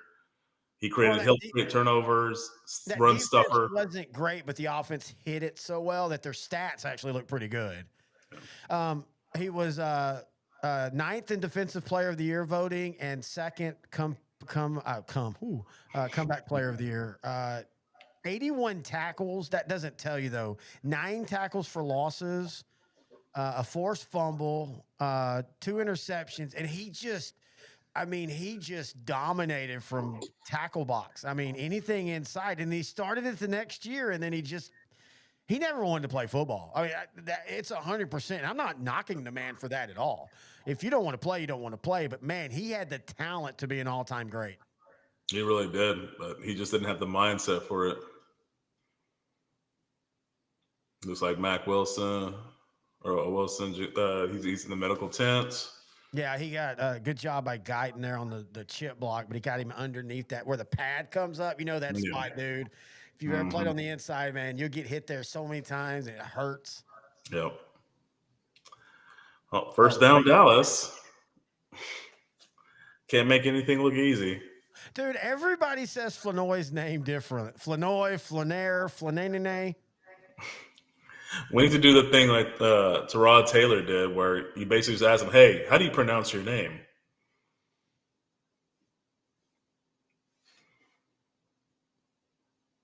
Okay. God dang it. Oh, what a big play by Javonte Williams. Woo! Am I ahead of you?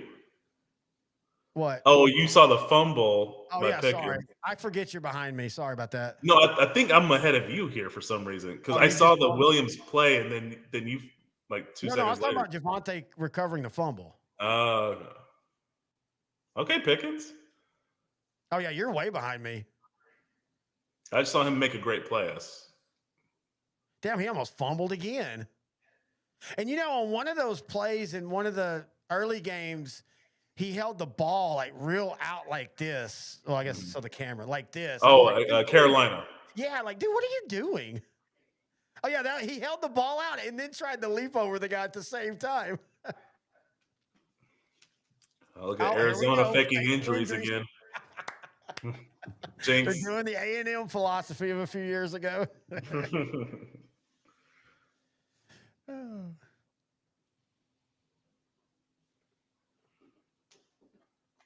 Yeah, Joe Buck is bringing up a good point. All jokes aside about Dallas, focuses on Arizona. Your whole year in this losing streak, especially, you've dominated till the fourth quarter and everything starts to collapse. What are you thinking right now? Here we go again. We've been dominating this game, this top 5 offense or top 2 offense we've controlled, yet all of a sudden we got Calais Campbell. He's out of breath. A couple of guys in the defensive tent. The offense the last time looked the worst that they have all game. This is when that shit starts to get into your mind because, hey, if Dallas can, even a field goal, but especially a touchdown, it's a 10-point game with 11 minutes left. You're not even in a hurry anymore. You're not stressing about time if you're Dallas.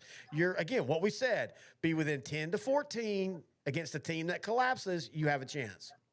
Yeah, and this season, Arizona has had a history of collapsing in the fourth quarter, hence their 5 straight losses. Hey, Okay, Tom. big run. First and Oh, yeah, you goal. are ahead of me now. First and goal, Dallas. Okay. Welcome to the chat, Tom. Mario, I had to defend Dak to people. Me defending Dak. Yeah, Kevin, you're not wrong. No one could eat with Gerald Laird. Rest in peace, brother. Touchdown. Dallas Cowboys. Beautiful throw. Yeah. That was a pretty throw.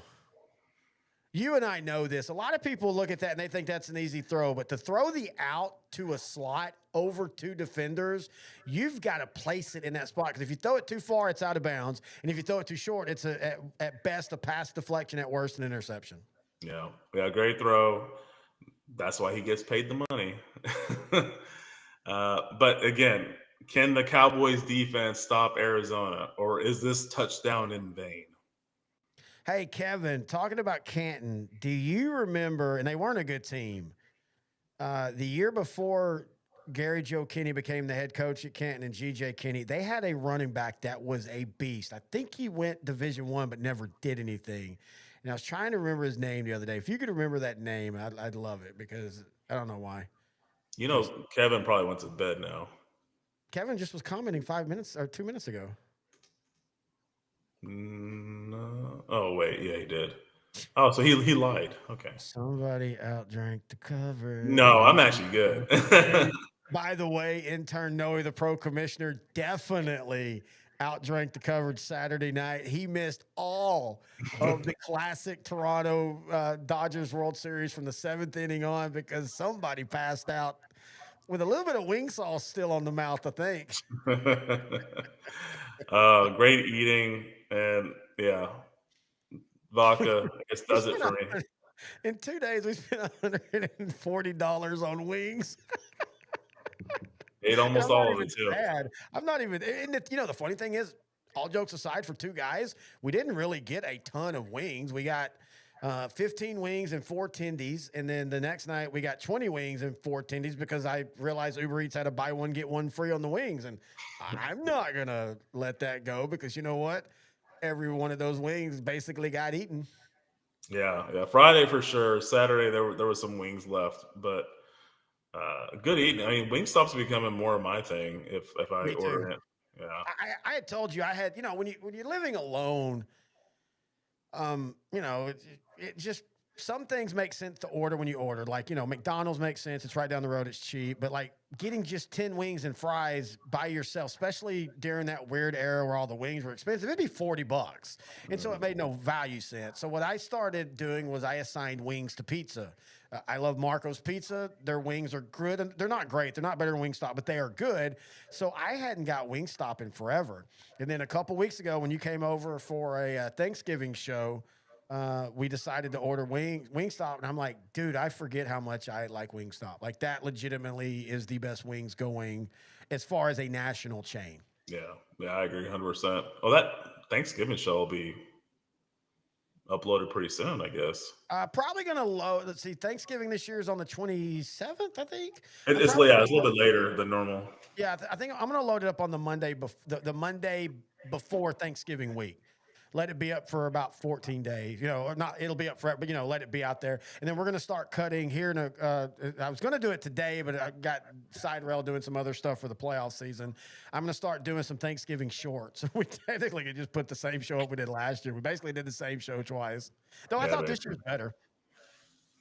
Yeah, I think so too. With it's basically us having a second shot at it. Yeah.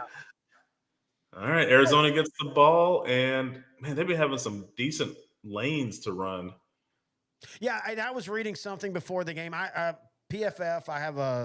I need to give you that. I have a subscription. It's a little bit more analytical. It's nothing really we can use on the show. Like I probably won't even re-up it after this month expires.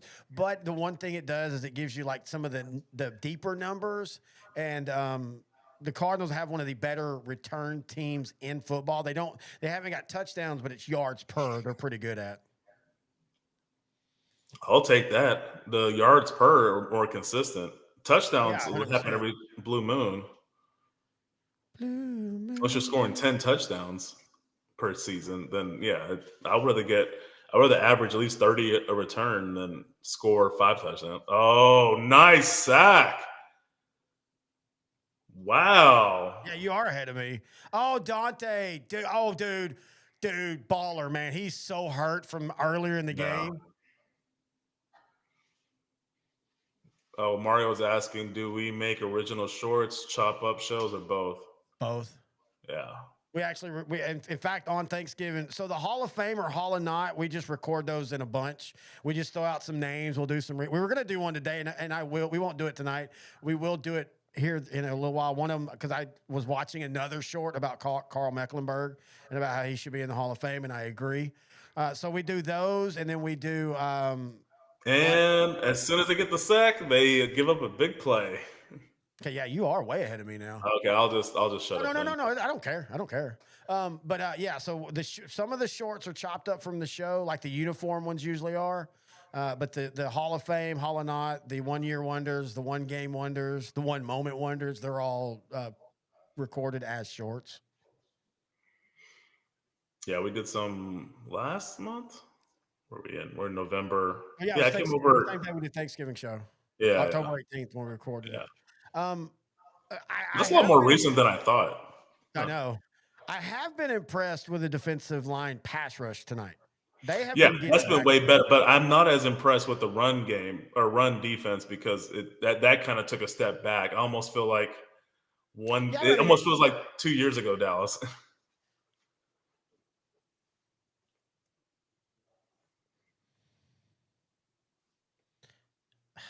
I don't know if Arizona's just parking the bus here, but they're outside of that big play, they've been a little bit more conservative on the last couple drives. they've ran for 95 yards. It's not. I don't really feel like the run defense has been absolute trash or anything. Not like it was a couple weeks ago when they gave up like 200 yards. Oh, it's another sack. What is going on here? I was like, oh, I don't know, number Who? 27. A guy named Stewart, number 27. I don't Just a know who he Tyler is. Padman moment. Yeah, I had a coworker that was his little cousin Mm. or nephew. That was Arizona too. Yep, I was They also got in the beginning, Arizona. the beginning of the game against Arizona, and then Arizona boat raced them. Yeah, Dude, Reddy Arizona Stewart. and Denver are just the bane of Dallas's existence over the last 20 years. Dallas has 10 sacks in this game and 10 quarterback hits. You mean 5 sacks? Five sacks, 10 quarterback hits. OC Odigizua has 3 of them. He's played a good game. He grades out pretty well every week. Yep. Another sack. Well, they called a false start.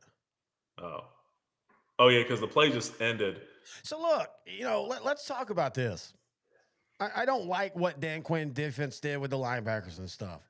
But I'm going to go back to, and I will give Matt Eberflus credit here in the second half and a little bit in the first half because, again, the pass rush has been there all game. It's been the secondary and the linebackers. Do this the rest of the year. Screw it. Be aggressive. Hey, you're going to give up big plays. That's fine. Make big plays because you can give up a big play if you're also making big plays. And so be aggressive if this is what your defense, personnel set is. Yeah, I mean, if you're going to lose, at least go full throttle. Yes, Doing it. exactly.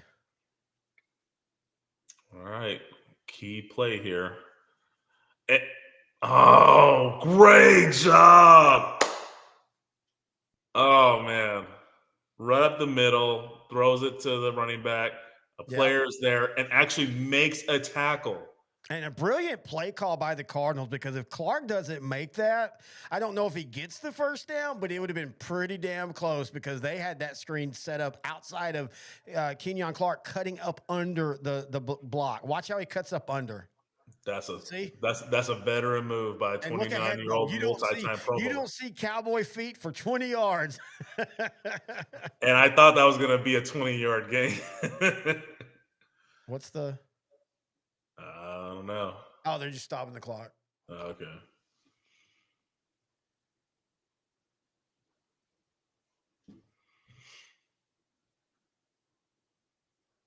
Sam Williams about to get that second block.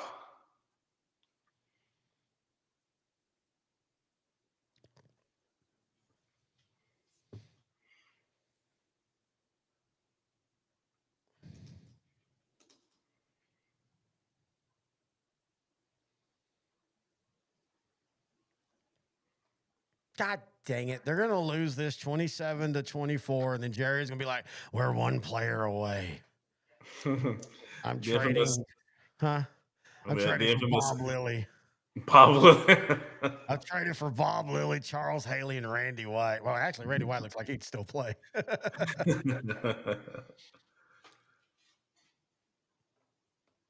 So I'm not listening, but what's going on? Because it's just a pause in the game right now, from what I'm looking at. The clock didn't run on the last play, so they're trying to figure out where the clock should be. Gotcha. Oh, no worries, Mario. We don't care talking shop. We love talking shop. I think this offseason we're really going to step up the shorts. Like we didn't expect the shorts. So the first shorts we did this year that really took off. Like the Hollywood Henderson one has 1.8 million. The one where Dale Hansen talks about Troy Aikman has like 2 million. Those were from old shows. In fact, I was like, well, dude, I've got these old shows. I've got this really good AI editing. Let me just throw these up and see what we did. And then we started the Hall of Fame or Hall of Not or Hall of Very Good. And those have really consistently hit numbers. And I think in this offseason, man, instead of just doing special offseason shows as a full, we're going to keep doing more shorts. How is that not a hold? Good field position. And see, now you don't have to score a touchdown. Again, 7 minutes left. If you can, within 2 minutes, kick a field goal, you make it a 27-20 game. I just hope the Cowboys don't spend a timeout and they get a score with about 4 minutes to go. Oh, I want to score within 2 minutes. I'd like a score with 5 minutes to go. And then you have ideally, yes. You have the 3 timeouts, and then you can give up a couple first downs before you start using your timeouts, and then use your timeouts if you have to.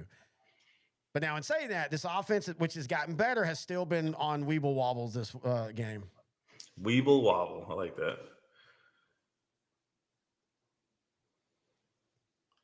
Well, let's see what happens. I mean, Arizona has all season long struggled to close out games in the fourth quarter, even in their 2 wins to begin the season. So how is that not a flag? The dude hits him in the helmet. That's a 15-yarder. Good decision by Dak, though. And sometimes he sits a little too late in the pocket trying to make the big play. Just take the 5 yards when you can, dude. Yeah.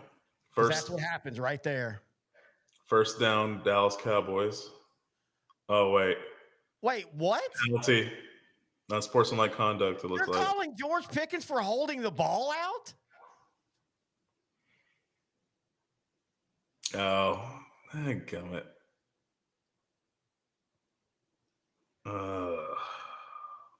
Dude. Well, he was bound to do something stupid. That's stupid, dude. That's not a penalty. Well, he'll have to make up for it with a big play.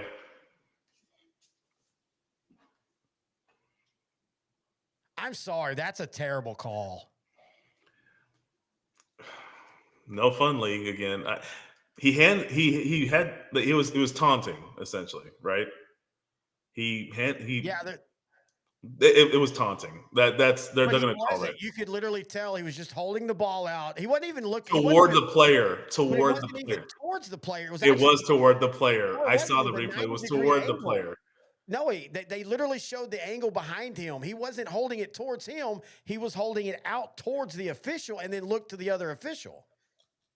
The guy closest to the ball was the player, and then he handed it to the official. I'm just saying, I don't think he was taunting, holding it towards the player. He literally was holding the ball. Even Troy was like, that's an interesting call, because it was. That's not taunting unless he's saying something, and his mouth wasn't moving. I'm not trying to defend Pickens because he's a Cowboy. I just don't think that was what they thought it was. Oh, good shit by Lamb there.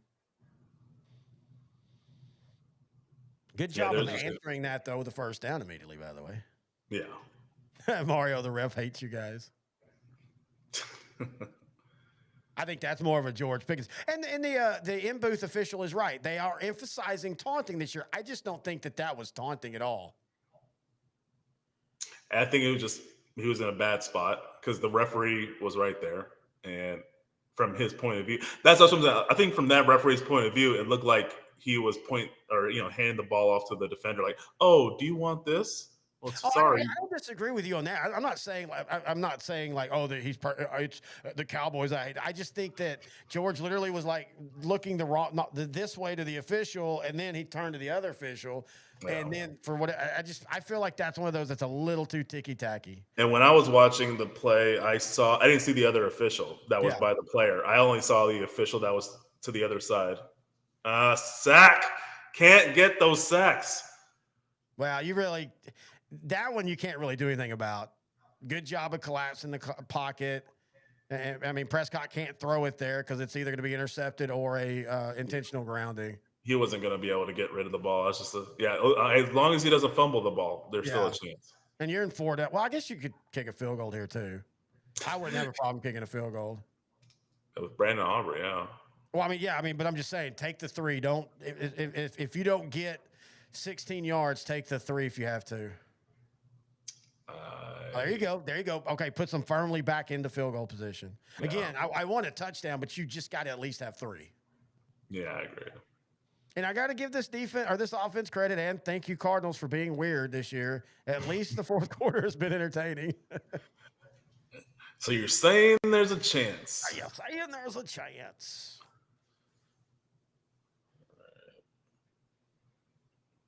Big down here. Pass rush. Effective pass rush. And fumble. And recovered by Arizona. Jeez. Can't do that. That's just a good play by the Cardinal defender right there, man. He Protect ripped the it. damn ball. He ripped I it. agree, but protect the I damn almost ball. thought he was down. Nah. That's a fumble. Yeah, just before the knee hit the ground. Good play by the. Yeah, I mean, yes, protect the ball, but he's got both hands on the ball. He's protecting it. Just you sometimes got to give the other team credit for making a play. Oh, it was a great play by Arizona. Yep, 2 fumbles in the on the Cardinal side. A decision to not kick a field goal. You're talking at minimum 9 points there. Yeah. So again, as bad as the defense is, this is what happens to your offense because they feel they have to do a touchdown play every play. They have to go for ultimate effort right there. You'd love for him to try to, okay, the play's over. Let me get to the ground. Let's kick a field goal. Let's make it a 1-possession game. You still got time, though. You get them off the field. You still have some time here. Yeah, he should have scored on that drive. Oh, yeah. But I agree. They have all their timeouts, 2-score game. 4:34 left.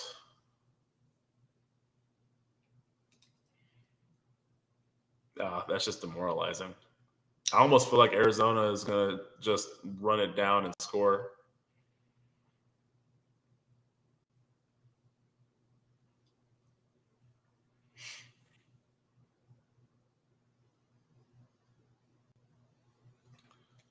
Well, it was 17-7 at the half. Now it's 27-17, so pretty even. I mean, again, the frustrating part about this is just the roster construction on the defense just makes no damn sense. It didn't make sense before the season. You and I said this is going to be a shitty defense. It was a shitty defense last year. It got better as the season went along, and now they can't. Pretty terrible.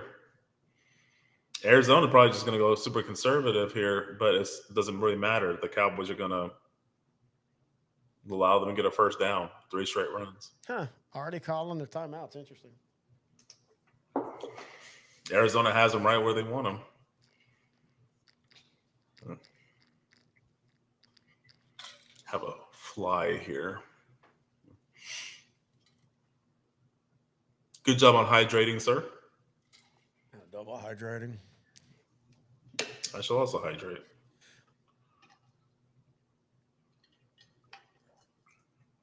All right. Second down, Arizona. Probably going to be a run. And it's a run and a first down and more. And he slid inbounds. Smart, heady move there, sir. Not really. Timeout. Not really, because before 4 minutes, the clock doesn't stop when you go out of bed. It stops for a second, but then it starts. It's not till after the 4-minute mark. I like the thought process. Yeah. He knows he got the first down. Just stay in bounds. I like that.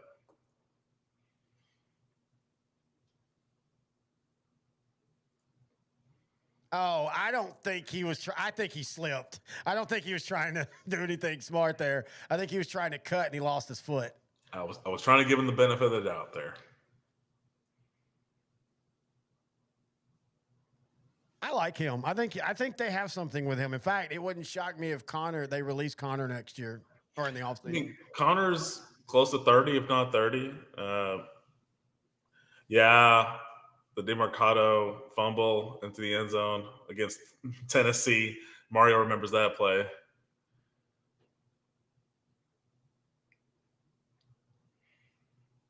I've never understood what is it with these receivers and running backs that they just fumble it. Like even Jonathan Taylor did it last year against Denver. That was It's kind of the just momentum shifter. I mean, that's been a celebration for a while, and I've never understood it. Like, I don't get why. What's the point of trying to drop the ball right as soon as you cross the line? Why? Like, I don't. I've never under. I mean, again, this isn't the. This is it comes in groups. It happened a few years ago. Of Yeah. course, what's his name with the Eagles back then, and Deshaun Jackson, yeah, in that was 2008. a bullshit one because that was before the obvious fumble rule. And so Dallas actually picked the ball up, but they called the play dead because they thought it was a touchdown. And then the Eagles basically scored the very next play. So he didn't even get any kind of, it didn't hurt his team at all that it happened. It just hurt his stat line. Yeah. Oh, next weekend is their little Disney football. Those are actually kind of fun. I love the SpongeBob ones and stuff. Oh, that's one next month. Okay. Huh? I was thinking because I know the Chargers play the Steelers next week, but that one's early December. Yeah. Buda Now that's a safety I'd love to have. I'd take him Yeah. right now, and he's what, 33? He's up there, but he's still productive. He's still effective. He's been pretty good in this game. Oh, good stop, but who really cares? Oh, players down. Oh, Clowney's hurt now. Jeez. Damn, this has been Clowney's best game as a Cowboy. This is a weird game because they're going to have some really nice defensive stats. Yeah. Like I said before this drive, Cowboys had 5 sacks and 10 quarterback hits. I mean, hell, I will be honest. Again, I'm not blaming the offense, but if you told me before the game that Arizona has 27 points, if they don't score again, I'd think, oh, Dallas wins. Yeah, I mean, think of our score predictions. We both thought Arizona would get over 40 easily. Yep. We thought Dallas. We just thought Dallas would get also about around 40. And Brissett using those legs. Now, if you're Cardinals, I maybe just go for this. I mean, you're basically controlling the game. But they have the fourth quarter swoon, so that's probably in the back of their heads too. Yeah, but I mean, you go for it here. If you kick a field goal, that doesn't really do anything. Cowboys don't have any timeouts, and it's a 2-score game. If you kick a field goal, it's still a 2-score game. Yeah, you go for it right here. To have to score 2 touchdowns instead of a field goal and a touchdown.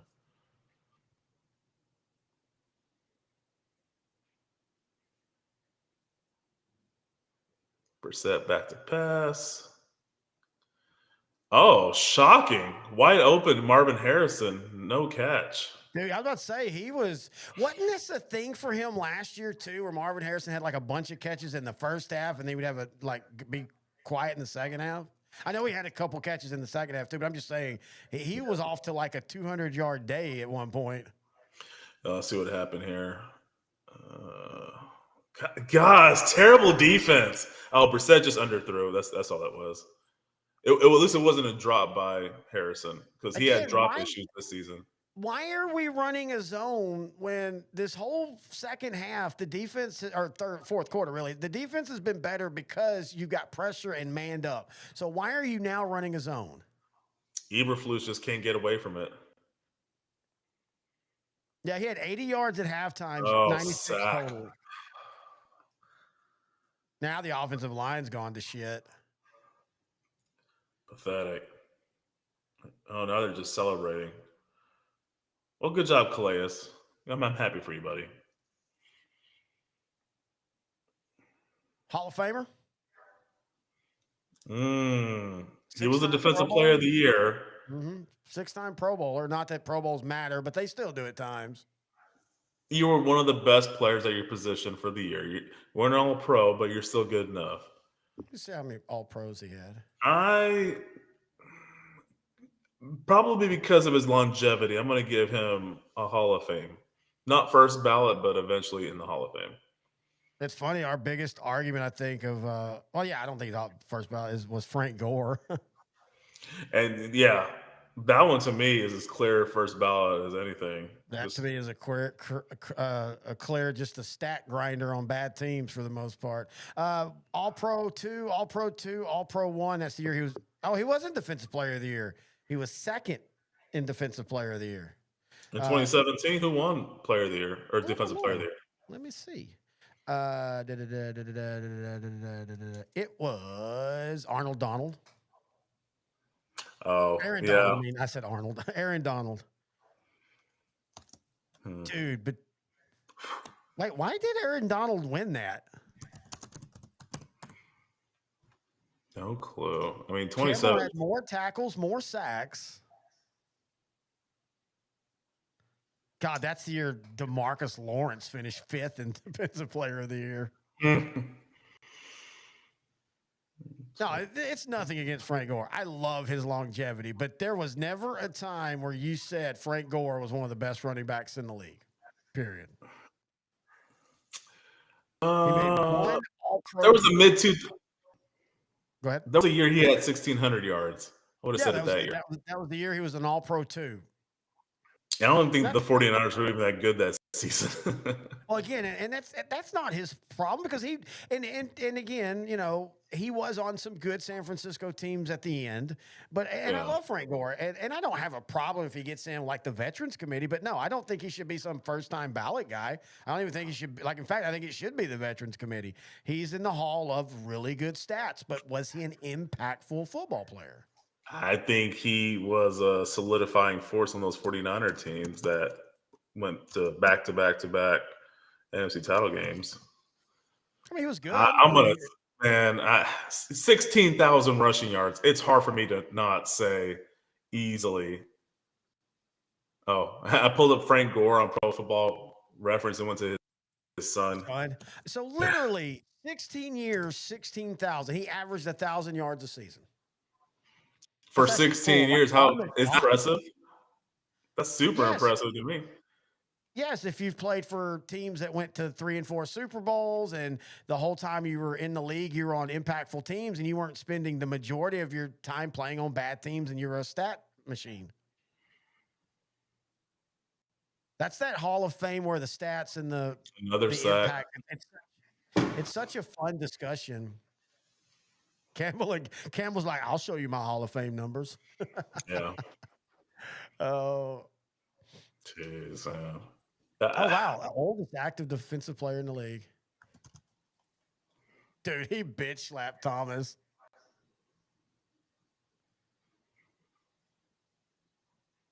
One of the older defensive linemen in the NFL. Yesterday we had a active defensive player. And then Mercedes Lewis became the oldest tight end in NFL history, years old. And Arizona. They'll win the game. Yep. Well, I can't wait to see who this impactful trade is going to be. I feel bad for them. You're going to get traded to a team that's 3-5-1. I feel happy for whoever leaves the Cowboys. Oh, I figure it's Picks. It's not going to be a player. Or maybe it's Diggs. You know, I don't think Diggs' concussion put him on the IR. I think they're seriously trying to get rid of him. Oh, that's right, dude. The very next game the Cowboys play is a Monday night game. Against the Raiders? Yep. Man, Geno Smith's going to get a big win. Frank's going to be very happy about that one. Oh, the Cowboys will definitely win that one. That's what this is going to do. Again, you can look at the season, and every game Dallas should have won outside of the Giants, and they had to take that miraculously. They won. You know, we thought they were going to beat the Bears. They lost. We thought they were going to beat the Panthers. They lost. We thought they were going to beat the Cardinals. They lost. We thought the Commanders would beat them. The Cowboys won. So it will in no way surprise me that they'll come out of the bye. They'll go 4-5-1 and go into that Eagle game with all the, hey, if we just win this game. Yeah. Oh man, we want to thank everybody for joining us tonight. It's been a blast. I loved it. Let's do it again for sure for the Cowboy game, the Monday Night Raider. We'll do this again for then. Next week, I don't know. We might just do these for the rest of the season. Do the happy hours instead of the recorded shows. Even though we didn't really talk college tonight, but that's fine. Yeah, that's okay. I mean, it was a decent week of college football, but not like over the top great. So, what are your closing thoughts? Cowboys have a personnel issue. They also have a coaching issue, but more so a personnel issue. Arizona, they did their best to let the Cowboys in the game in the fourth quarter, but the Cowboys decided to give the game back to Arizona. Congratulations to Calais Campbell and the Arizona Cardinals. Jacoby Brissett has had a good 3 games. We'll see what the Cowboys do after the bye. All right, man. You're bye. That's going to do it for us. Hang on. I got to remember where this is. Nope. You rotten bums! You overpaid Winnie! Vile thing! You make my butt sting! I detest you! You're all garbage! All of you! Back up the truck! Back it up! See, I told you. Bring out the tarp. Cover the field. I can't watch this anymore. It's over. Turn the lights out. Let's get the bulldozers in here and turn this place into a parking lot. One thing about that last line is this was right before Cleveland built their new stadium. So there was a specific reason. A lot of people don't know that. There's a specific reason why they say that. I thought that was cool. They wrote that in. Anyway, until next week, that's intern Noe the Pro. I am Terry. Do they go get drunker because I hate the Cowboys? I'm going to go play Battlefield and beat up on some 12-year-olds. Until next time. Wow. I think my dad's in love with you. Until next time, this has been Outdrank the